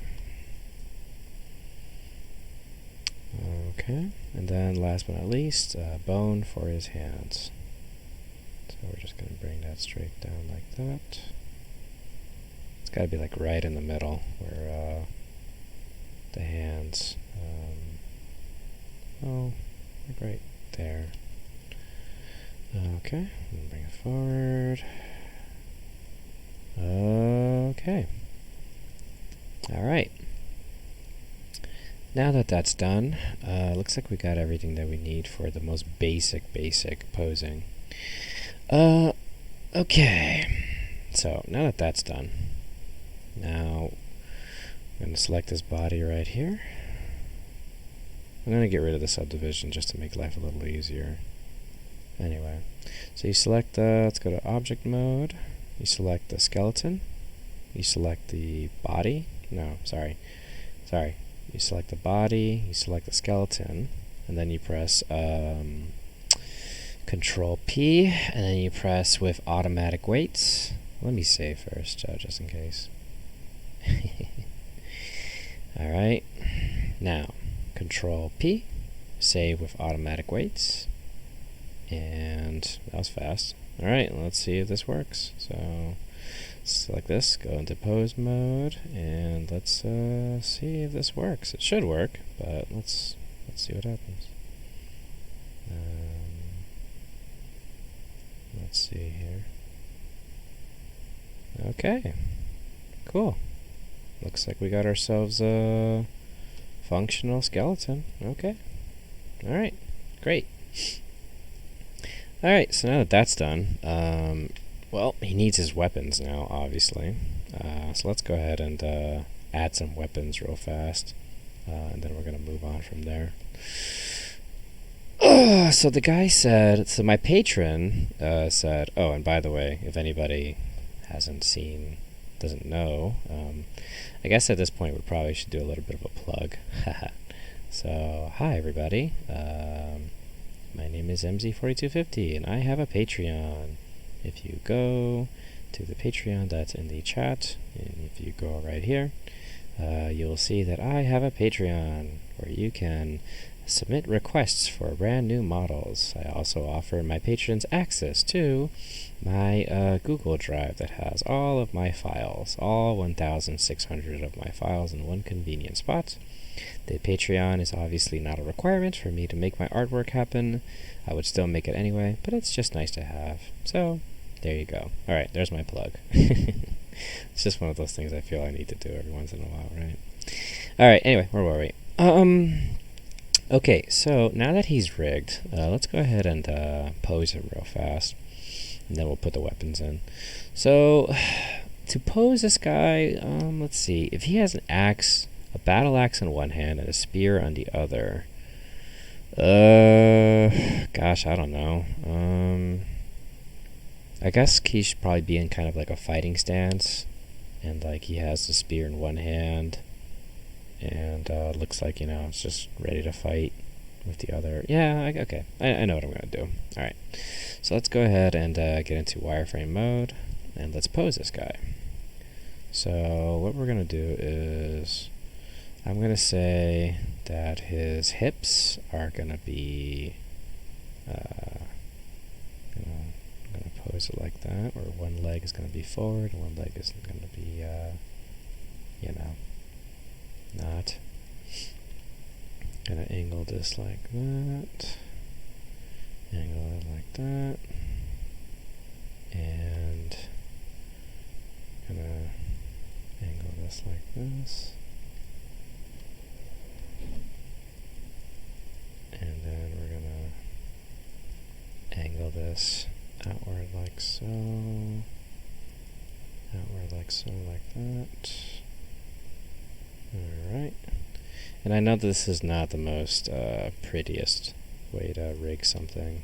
I know there are far better ways of doing that, but once again, I am not a professional rigger. My knowledge of rigging is super limited. So, once again, if you guys have any tips, suggestions, I am always down to learn. Okay.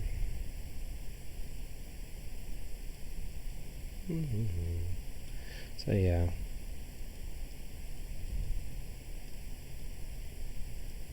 Okay.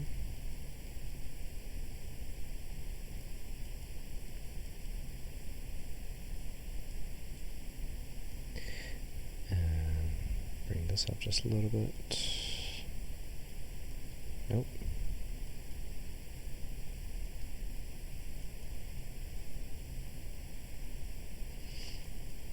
Okay. Solid mode, and then we're gonna bring this up, obviously.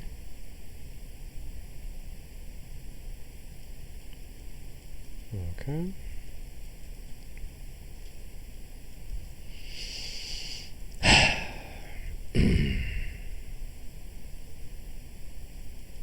Alright. So, we're just going to have a bit of a fighter stance. We're going to twist his entire torso, so that way he's facing the bad guy.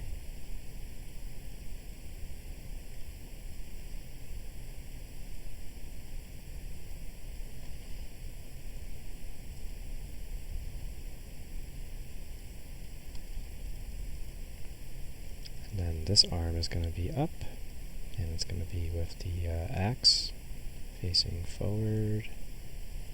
Maybe not like facing forward, maybe more like, you know, kind of pointed inward and kind of like a defensive stance. Well, not defensive, but, you know, aggressive.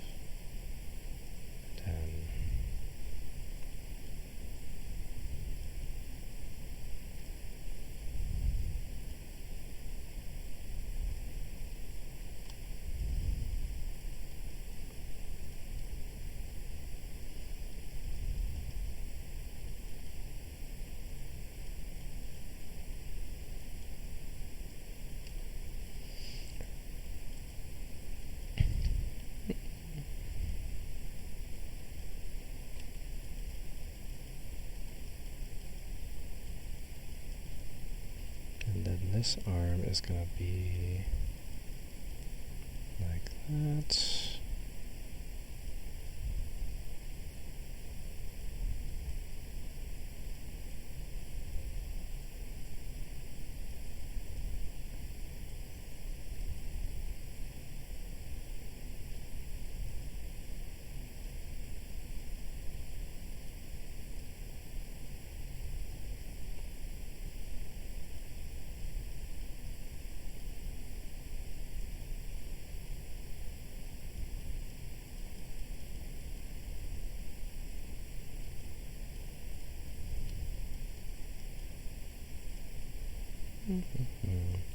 So yeah, basically I'm posing him so that way like his spear arm is, you know, has a spear downward and looks like it's coming in for a thrust.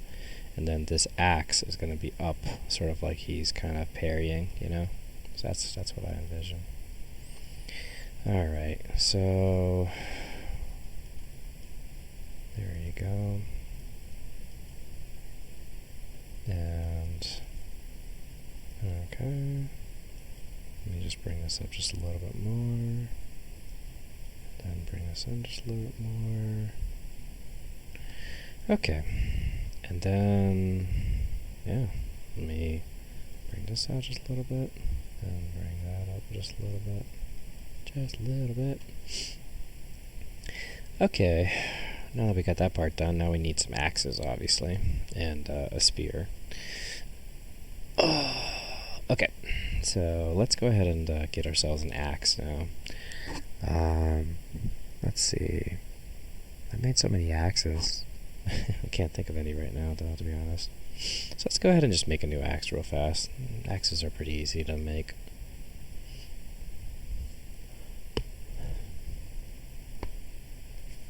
Alright.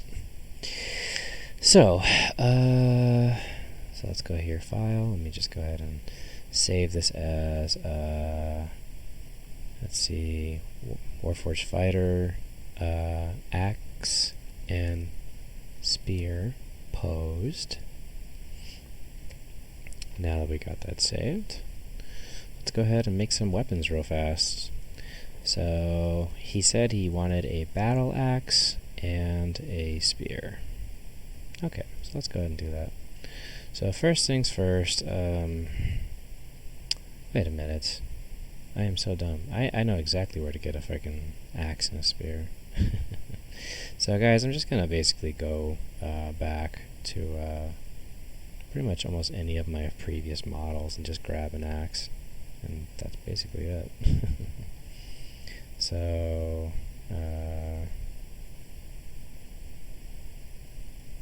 nope. I know this is kind of ghetto, but let's see here. Human fighter. God, there's so many axes. Oh, barbarians. Duh, of course. That'll do. Alright, so let's go to object mode and grab this axe. And file, open recent, Warforged Fighter post.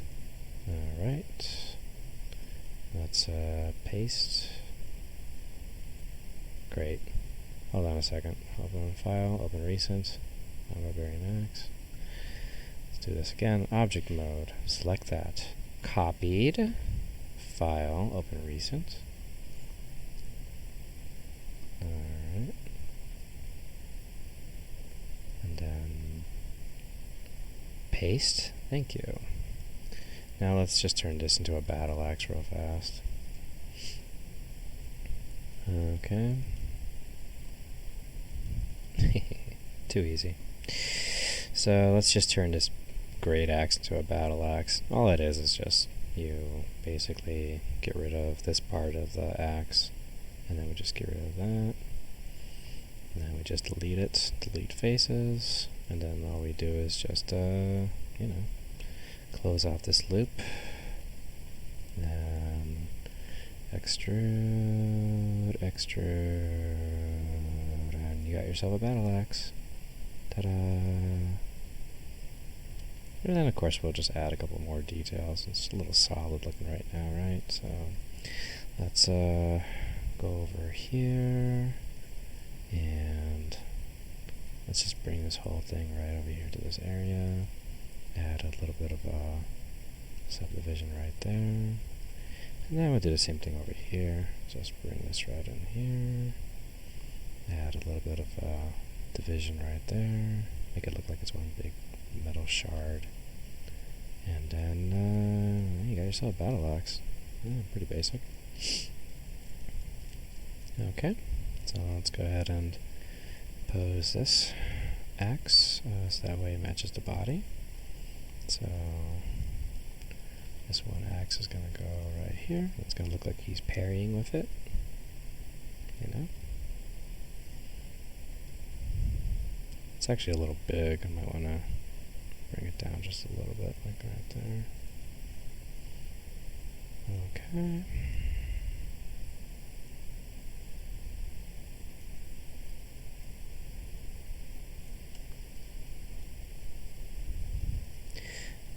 Alright. You know, I'm not gonna lie, but this pose actually, this arm right here, it's a little too high up. I think it needs to come down just a little bit. Just that way I can actually see his face and make it clear, but still active enough so that way it looks like, it's clear that he's fighting. Okay, that's a little better. Alright. Okay. And there we go. That's a little better.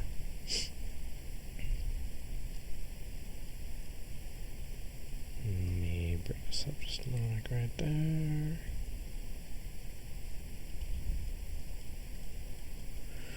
Okay. That looks pretty good. Now we need a spear. And I obviously have made plenty of spears in the past. So let's go ahead and save this real fast. File, save.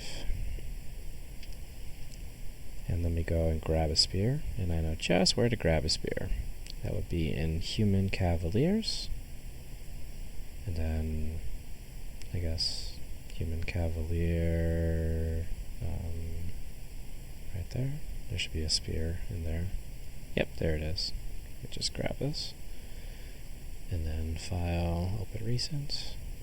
Now, the spear that I just grabbed is actually a lance, so it's a little big. But I can just shrink it down, and it should be fine. I mean, a lance is basically just a very, very long spear.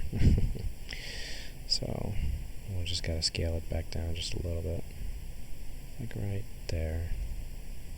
There you go, that's a spear. Okay.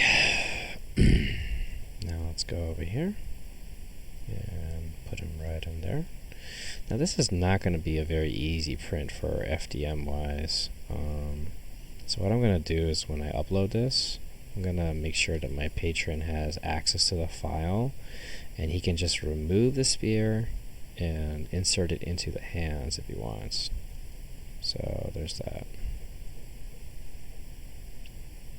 Let me just put it like right there. And then I guess I should probably actually angle the hands a little bit so that way it looks like he's, you know, he's you know, what do I call it? He is basically thrusting into a bad guy. So let's go ahead and, come on, where is it? There it is. Object mode. Oh, that's weird. Where's the pose mode? I should be able to, where's the pose mode? I'm trying to select the skeleton here and not getting a pose mode. That's weird. Move, scale, come on. This is weird. Usually I'm able to select the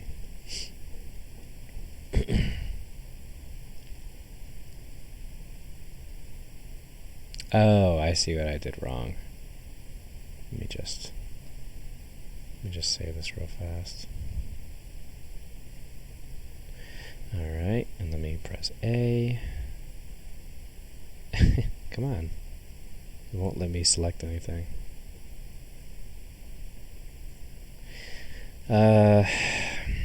This is weird. Alright, let me just save it, file, open recent, and let me do this again. I'm not sure why, but I can't seem to select anything. Hold on guys, just give me a second. Object mode. Finally. Okay, now we're getting somewhere. Jeez. That was weird. I don't know why I did that. It just kind of froze on me. Like I couldn't select anything. That was really strange. But whatever. I fixed it. So we're good now. That was weird. I don't know why I did that. Whatever. Okay. Let's go to solid mode. Make sure that this makes it look like he's actually piercing the guy. Okay.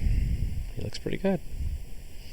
Alright, so I think that we're getting there. Let's go ahead and make this look like the final final detailed model. And then we're going to go ahead and move on from there. So let's go to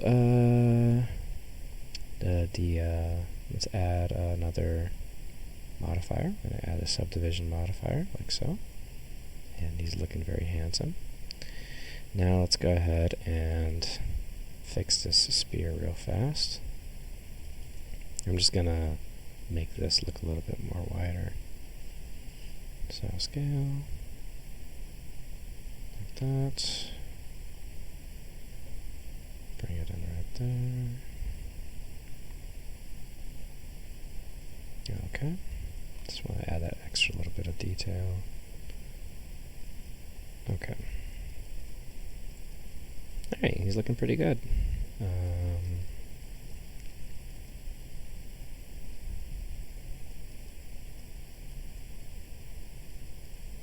Okay. Last detail that I think I want to work on is, you know, I just realized one last thing that I should do is, this is gonna kind of put everything a little bit on whack, but he probably should actually be kind of like hunched down just a little bit. So, because, you know, he's in combat right now. And in combat, you don't have a straight back. You're, you know, you're hunched forward and you're ready to fight bad guys, right? So we're just going to make this modification right here. It's not a huge modification, really. It's just got to change the angle of the hands a little bit. But it's still going to be fine. There you go. Yeah, I knew there was something that was a little off. He looked a little too stoic, you know. If you're in combat, you're hunched forward, you know, like if you were shooting your M4, you got, you know, bring your pose down just a little bit. Keep your silhouette down. Anyway. Alright. There we go. That's a lot better. Okay.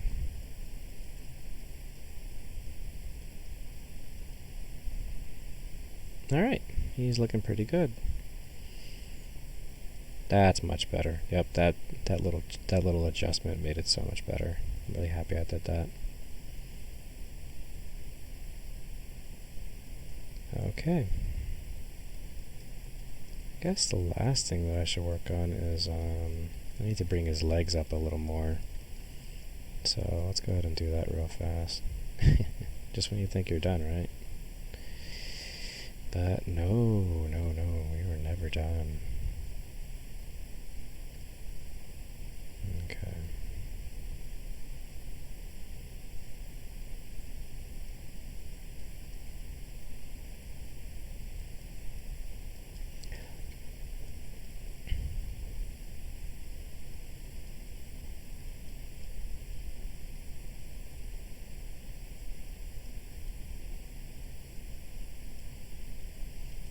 Okay.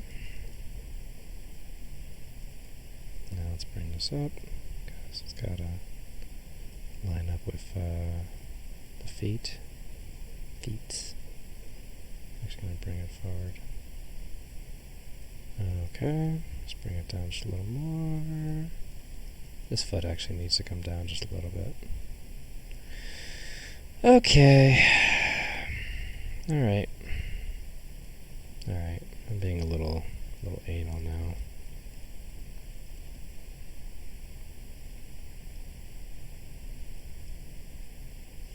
Pose mode.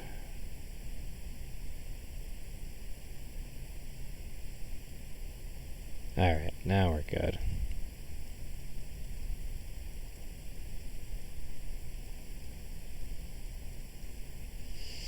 Alright.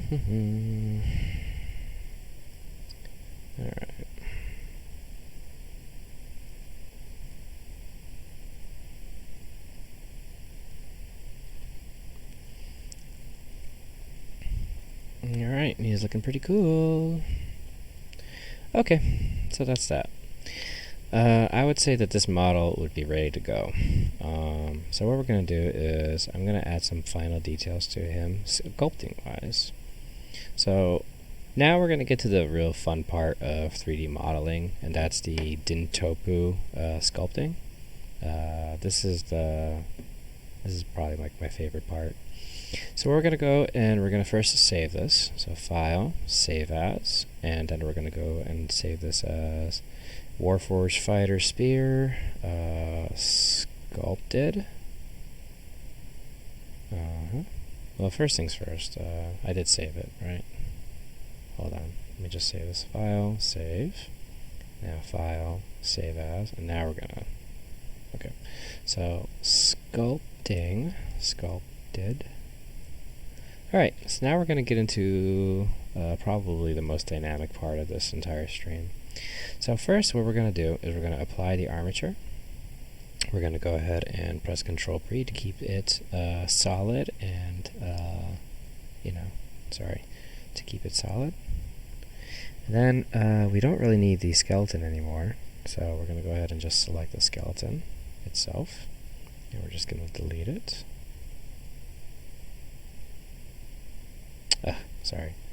Object mode, delete. Okay. Now we're going to select this object. We're going to go ahead and increase the views of the subdivision by one more. And then we're going to press Apply. And now you see that there's going to be a lot of geometry going on in here. It's good. If you look at Edit mode, you'll see it's just full of geometry. But that's okay, because we're going to be doing some Dintopu sculpting now. So solid. So now we got that. Let's go to object mode. And what we're going to do first is we're going to change the shading of this guy. So what we're going to do first is we're going to go to madcap right here. We're going to select this red madcap because this is the best way to see the changes to your geometry. And then we're going to go ahead and go into sculpt mode right here. And then in sculpt mode, you can see to your left you have all these cool little brushes that do all kinds of nifty little things. I don't use all of them, but you can still play around with them and do what you gotta do. So first things first, when it comes to the Dintopu sculpting, you need to know some controls. So when you press the F key, that increases the size of your brush, like that. When you press Shift F, it increases the strength of your brush. The closer you are to the middle, like this little 1 right here, the stronger the brush is. So if I were to bring it out to like right here, it's like at 50% strength. But by default, that brush is at 1. So those are the two controls that you need to know. And then you just press the left mouse button and you fool around. But for sculpting mode, you want to go into Dintopu, right over here on the top right. You want to turn it on by pressing the little check button, like that. It's going to give you a warning, say, hey, watch out, you're about to do some stuff you can't turn around. And it's like, that's fine, this is for sculpting. This number, the detail size, you want to bring this number down to like around 6. 6 is usually a pretty good number. So let me just press 6. 6 is a good general number to work on with the topo. And then once you have that done, now you can start adding some details. So let's go ahead and just make some details. Now he has like these weird streamline things. I'm not going to bother with that, but I am going to add all kinds of little nuts and bolts and stuff all over the place. Just everywhere. And that's pretty much like the only major detail I'm really going to do. So let's go ahead and just add some nuts and bolts all over the place. So what we're going to do is I'm going to take the blob tool. I'm going to shrink my my brush down a little bit. And I'm just going to add some bolts everywhere. Like so. Like that. Dintopu is turned on. And with Dintopu, as you add geometry to something, it makes, or as you press this, it adds more geometry to the area where you're at, where you're working on. So for instance, let's say I go to the clay tool, and I want to maybe bring it right here, and I start doing that. If you look closely, you see I just added a whole bunch of new geometry just by messing with the clay tool. See? So you can see there's a bunch of new geometry there. We don't really need this though, but just so you know, Dintopu, how it works is it adds more geometry as you model. So let's say I'm going over here. By the way, hold down the shift button makes the smooth button happen, so keep that in mind. So right there. So I'm gonna go over here, smooth. Oh, clay. Add some geometry, smooth it out with the shift button, and then add a bolt right there. So you see how that works? So add geometry by doing clay, then blob, like that. See? Now some people, what they do is they just cover this entire thing with the clay brush and then smooth it out, and that's fine, there's nothing wrong with that. But for this like mechanical guy, I feel that that's not really a necessity. So what we're gonna do is we're just gonna do this where I want to add bolts, and then just go from there. Okay, so that was kind of neat. Let's add some bolts in this area right here. Let me see how this would look if I just... Also, the closer you get to the geometry, the more changes you'll see as well. So just keep that in mind. Okay. I love this part. This is just the most fun. Actually, that was a little big. Let me bring that down. Yeah, you don't have to do the clay thing sometimes, but it does make it easier when you want to get like little nitty details. Okay. Let me add some Got a bolt right here, bolt right there. I love this part. This is like the best part. And you can get really crazy. Like this is even better when it's for organic stuff, so like if you're making veins and all kinds of little details and stuff like that. It's really great. Yeah, like a big bolt right here. Just right there.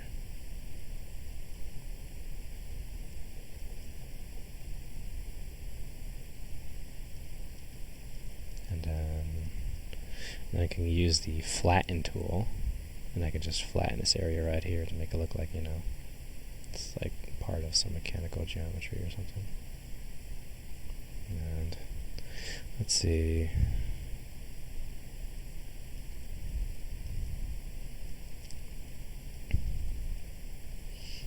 And really got a little bit of a dent going on here. Anyway, let's keep adding some more geometry. I want to add all kinds of little bolts, like all around here, like right there, and right there. Oh, it's a little big. Sorry. Right there. Maybe one like right here, like if it's like a connecting area. And then one right here. So yeah, little details and stuff, you know, it's really a lot of fun. This is like my favorite part because you can just do whatever you want.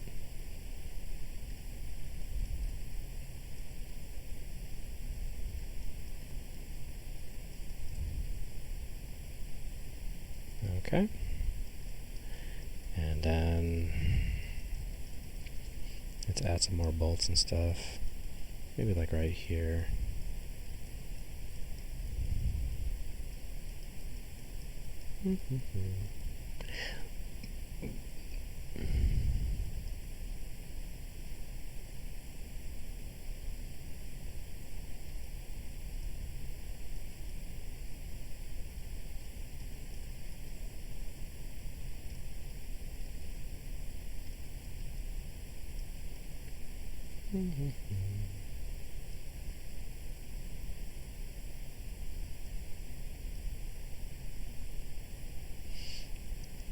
Okay, then I'll do the same thing on this side over here.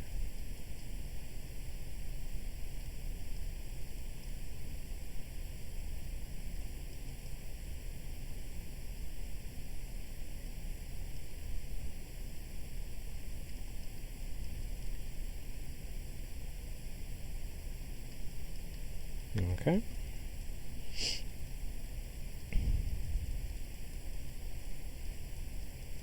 And then he's got like little bolts like right inside his little plates, so you can do something like that.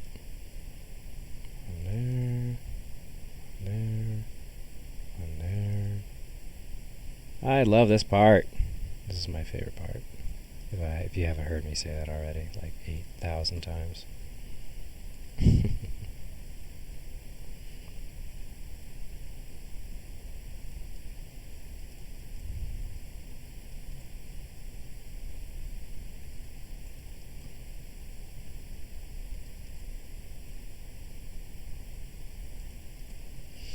Now what's even better is if you're sculpting this guy and you haven't rigged him yet, in the Dentopu options, if you want, you can turn on the symmetry area, and then it can like, excuse me, where is it? Oh, here we go. If you wanted to add like a little bit of symmetry, you can do that. But it's actually in sculpt mode. Here we go. Symmetry, lock X, lock Y. You have to play with these basic functions right here if you want it to be mimicked on the other side. It's not something that I do very often, to be honest, but it's an option for you. I notice these plates are actually a little warped because of the posing that I did earlier, but it's still pretty cool.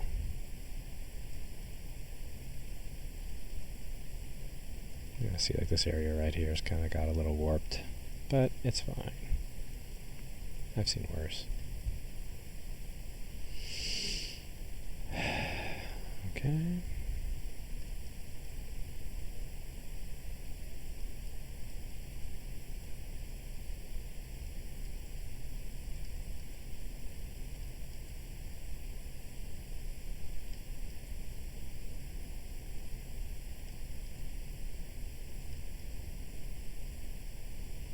Okay, looks pretty cool. Let me add some bolts right over here.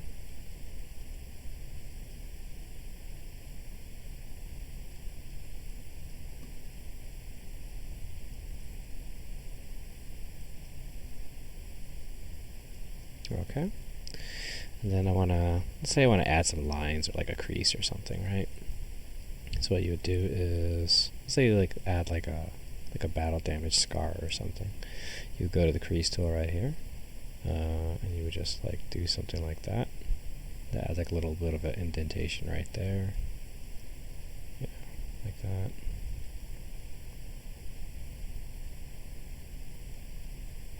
Maybe add a little bit of a extra detail, like dents and things like that. It's kind of neat.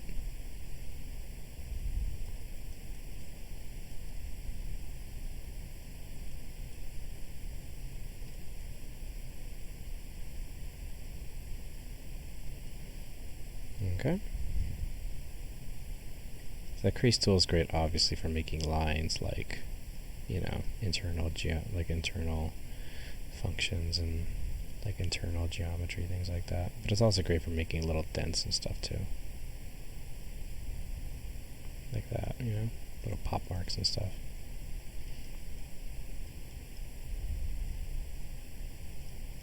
Maybe have a dent right on the side of his head, right here, gunk. Okay, so the next thing that I want to do, and then I'll say that this model is done. Let me just make sure there's no other cool geometry things I want to add. Maybe add some bolts down. Well, no, I think he's actually looking pretty good. Okay, so the next thing that I want to do is I want to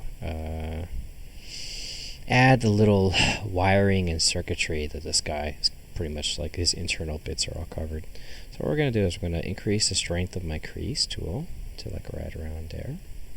And then we're just going to draw some wiry bits and stuff into his body. So, like so. Let me do that again. Let me see. That's actually a little strong. Let me decrease the strength by just a bit. Then, there we go.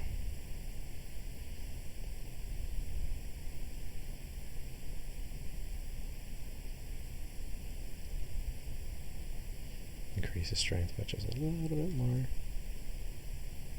There we go.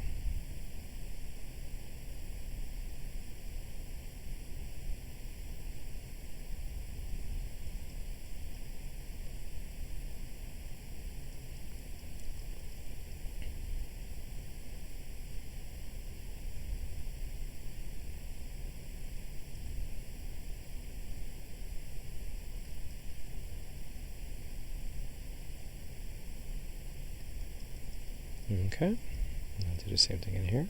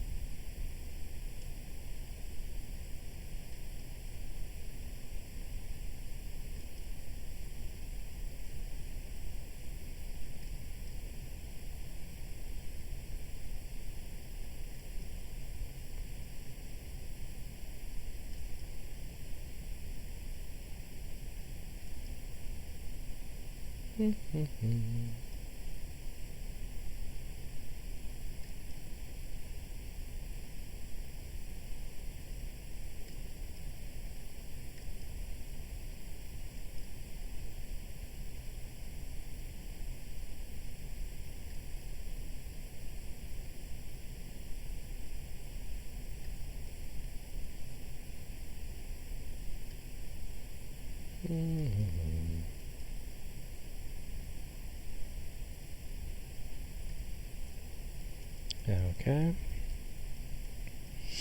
And his neck area is has some of those little bits going on. Okay. So get around there. Little technical bits.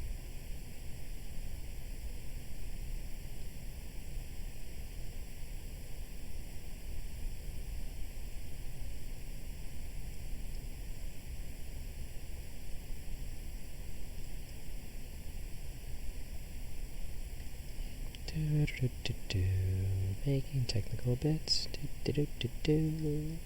Wires. La la la la la. Anyway. So there you go. I think this is all that's really needed. Don't think I need to get any further when it comes to the details. So now you know how Dintobu works, basically. So there you go. I guess the last part is his legs need to have those techno bits in there. Then we should be good. Although, to be honest, I don't think anybody's going to be able to see that much. So another trick to doing something like that is by using the clay strips function, like so. It's pretty good for this kind of detail too.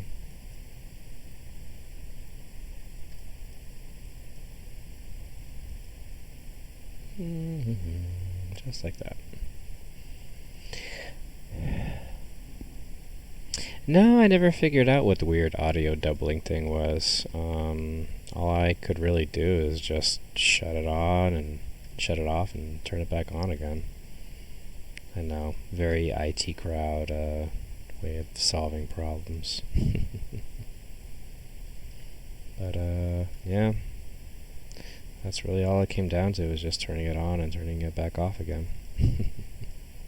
Silly, I know, but it works.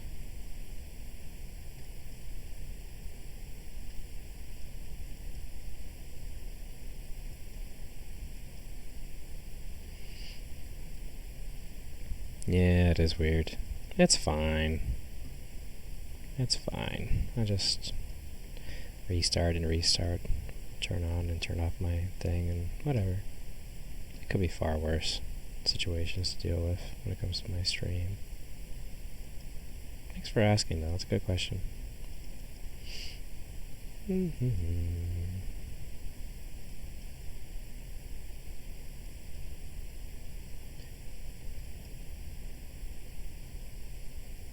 Alright. We are almost done. Okay.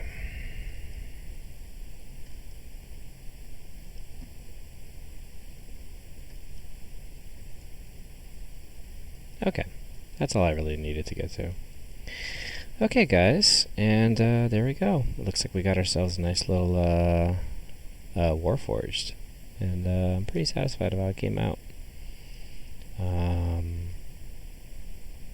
So yeah, I'm pretty happy with this guy.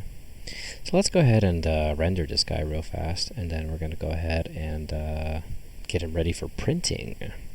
So first we go File and Save, and then we're going to go and File, Export.stl, and Export.stl. The STL file is the file that you need to actually, you know, print this thing.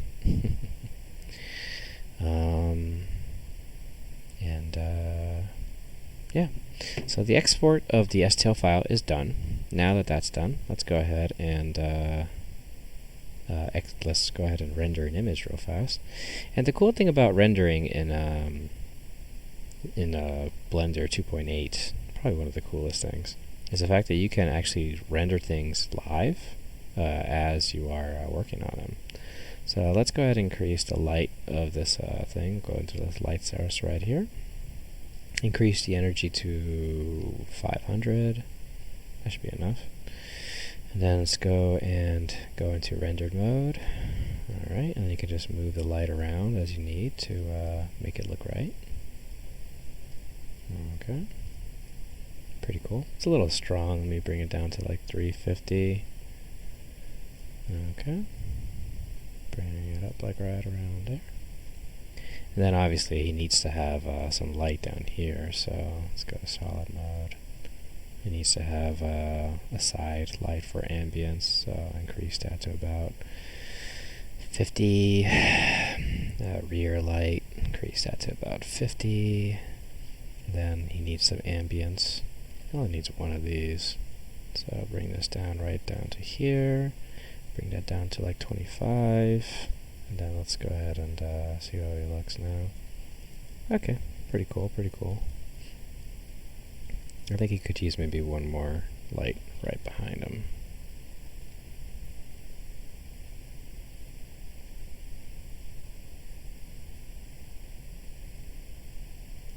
Right there. Okay.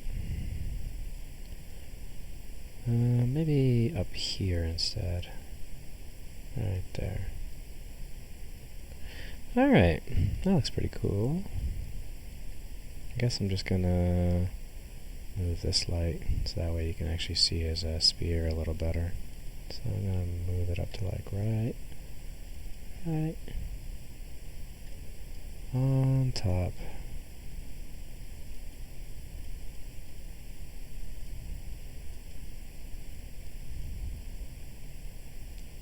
I don't think there's anything I can really do about that, the spear being covered. But that's okay. Anyway, so let's get rid of the overlay. And looks like we got ourselves a nice Warforged fighter. And he's got his spear, and he's got his axes, and he looks pretty dope. So there you go. That is how you do quick rendering. So yeah. So let's go ahead and take a picture of this, and then I'm gonna, so I can post it online later. So new, and just do that real fast. File, save as, and then adventurers, fighters, Warforged Fighter, and then alright, Warforged Fighter, axe, and spear. Alright, so now that we have created the model, now we have to make sure it actually prints. So let's go and prep this model by, thanks. Oh yeah, sure. So let's go over here to the actual model. We're going to go to the STL file, and we're going to open it with 3D Builder. So Windows 3D Builder is an excellent program that can make sure that a file is ready for printing or not by just simply loading it. You import the model, and then it tells you if there's any errors. And as you can see, there are no errors. It would have a little message down here, and it would say, this model has errors. Do you want me to fix it? But it looks like this model is fine. There's no errors. So yeah, looks pretty good. So then the next thing you want to do is you want to print this guy. So to print him, if you are going to be printing him with resin, for instance, if you're going to be printing him with the Anacubic Photon, what you would do, first you would open the file, open, Warforged Fighter with axe and spear. You would load him up into your work area. You would want to tilt him back 45 degrees-ish, like right around there. You'd want him to be kind of flat-ish. I wouldn't say too flattish, but you know, like at an angle where it looks kind of like that, basically. And then you go over here, and then you select full. You make sure you pick light supports. Medium is for large creatures, light is for light creatures, obviously. And then you go to auto support, and then you let it do its job. And while it's doing this, I just realized that this computer that I have doesn't have Cura installed, but you need to know how to do this in Cura too. So let me just download it real fast, and while it's downloading, the thing is loading up. Anyway, so Cura is an excellent program that you need to print your models, and Cura has a variety of wonderful options when it comes to making supports and things that you need for oh my god, And yeah, personal use. Okay. Oh God, I don't care. Whatever. Sorry, that's my wife's email. I'm just gonna make up an email. Yahoo.com. Sure, whatever. Anyway. Alright, so this should be done. Nope, still generating supports. It's still working. It's almost there though, guys. It's almost there. Alright, while that's happening,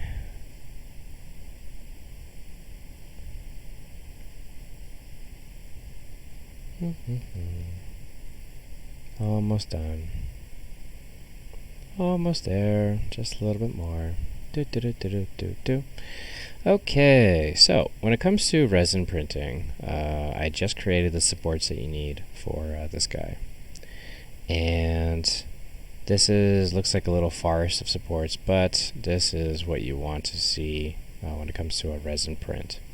If you notice, every area that has an overhang, there is a support to make sure that it prints just right for resin. Some areas you might want to not have supports on, like for instance, like right around, let's see, like I wouldn't want to have maybe like a support right there on the spear. I would want to get rid of that just because it's so pointy. You might actually break it when you remove the supports. So that's the thing that you want. When it comes to, let's go ahead and see what's up with Cura. Oh brother. Okay, so, but anyway, with Cura, what you're going to do is when you load up the model, you're going to want it to be angled so that it is basically, so for a model like this actually would print okay as is. However, if you want, what you could do in Cura is first in Blender, you want to just remove the sword, or remove the axe. And let me just get into object mode, solid. So what you would want to do for a model like this in Cura is you would probably want to just remove the weapons and just export the body as is. So file, export.stl. You would pick selection only, and you would just export just the body. And then you would export the STL and import it into Cura. Then, while it's in Cura, you then turn on your supports, make sure you have a raft going, and then it should print okay. Now, with this model, if your support settings are really top-notch, you could actually print this as is in Cura with an FDM printer, and it should print okay. You might have a little bit of a mess up right here with this axe area, but it should come out just fine too because of the angles that it's already made. And yeah, so there you go. So while this is loading up, if you guys have any questions about my modeling process, D&D, or anything like that, go ahead and send them my way while I go ahead and load up Cura so I can show you guys what I was talking about. My apologies for not having Cura installed earlier. I know that would have definitely saved us a little bit of time. Anyway, so that is gonna be that. Okay, so now I got some questions. Let's go ahead and answer them away. Okay, so from Death by Fire do you have any experience with Prusament, Miguel? Prusament, I can't say I have. I've never heard of Prusament before. I'm assuming that's for the Prusa i3, MK3, or any other program that's involved with Prusa. No, I can't say I have. I'm sure that it's probably a pretty good program, but no, I can't say that I've ever worked with that before. But yeah. So what I'm going to do is, after I load this file up on Thingiverse, where I recommended that you guys put the where you find my base models. I'm also going to upload my Cura profile for the Prusa i3 MK3 in case you guys have that model. You can probably use that up. Although actually the profile that I have for my Cura settings actually would work pretty well with most printers when it comes to the overall settings. So I'm gonna go ahead and load that up right now while we're waiting. Rigged let me just type in humanoid, and let me get to my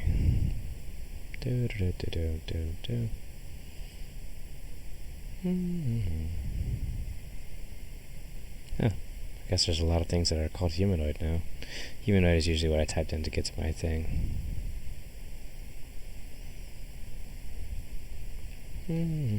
There we go.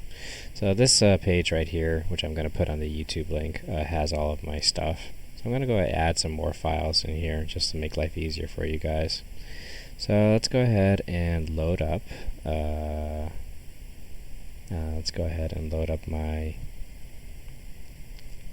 workspace, my organic spear, my lighting experiment files to make life easier for you guys.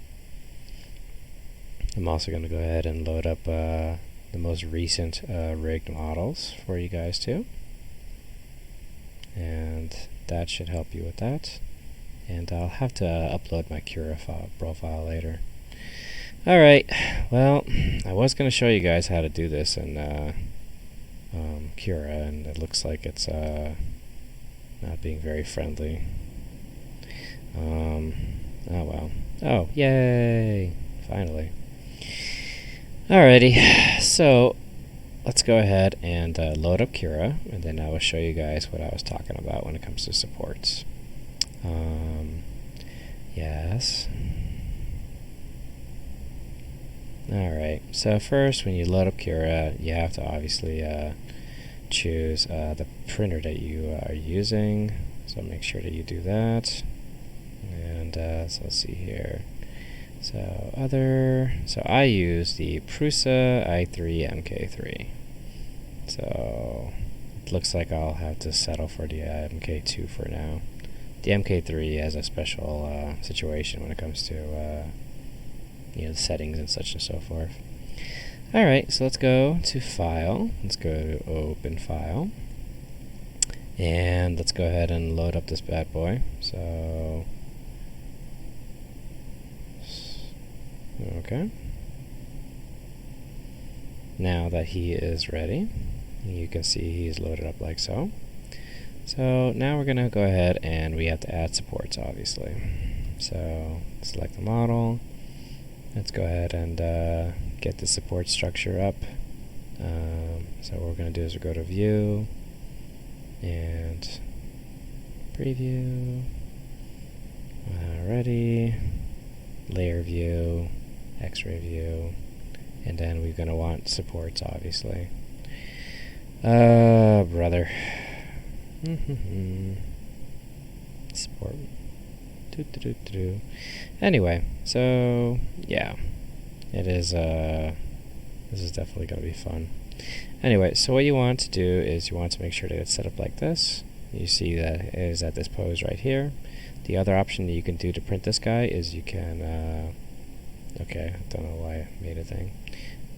Is you can rotate him like so, and rotate him like that.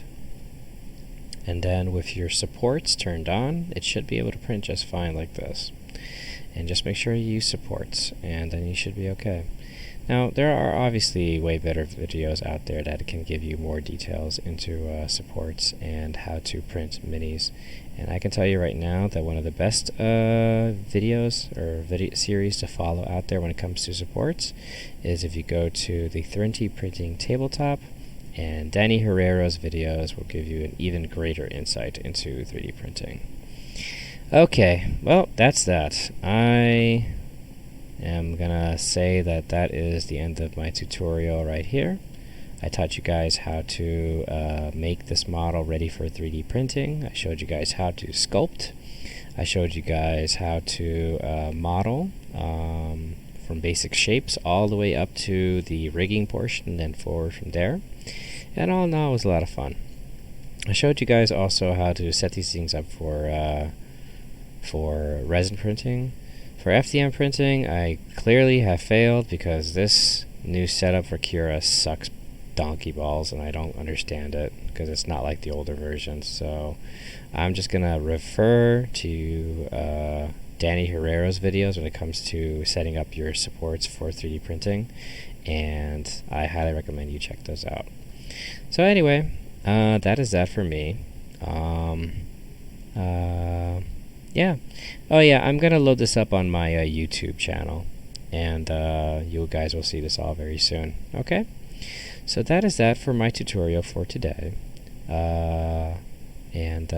Yeah, I hope that you guys enjoyed the show. And I will, again, load this up on YouTube. And yeah, I hope you guys liked the video and liked what I've created today. And I hope you all have a nice day. Thank you for stopping by. Once again, if you'd like to support my efforts as I make all these free models for the world, my Patreon is mz4250 on Patreon. If you want to support my efforts or just have access to all of my files and such and so forth. And there you go. Alright guys, so that's it for me for now. This is mz4250 logging off. Thank you very much for your time, and I will see you guys later. Y'all just take care of yourself, be awesome, and yeah, I'll see you guys later.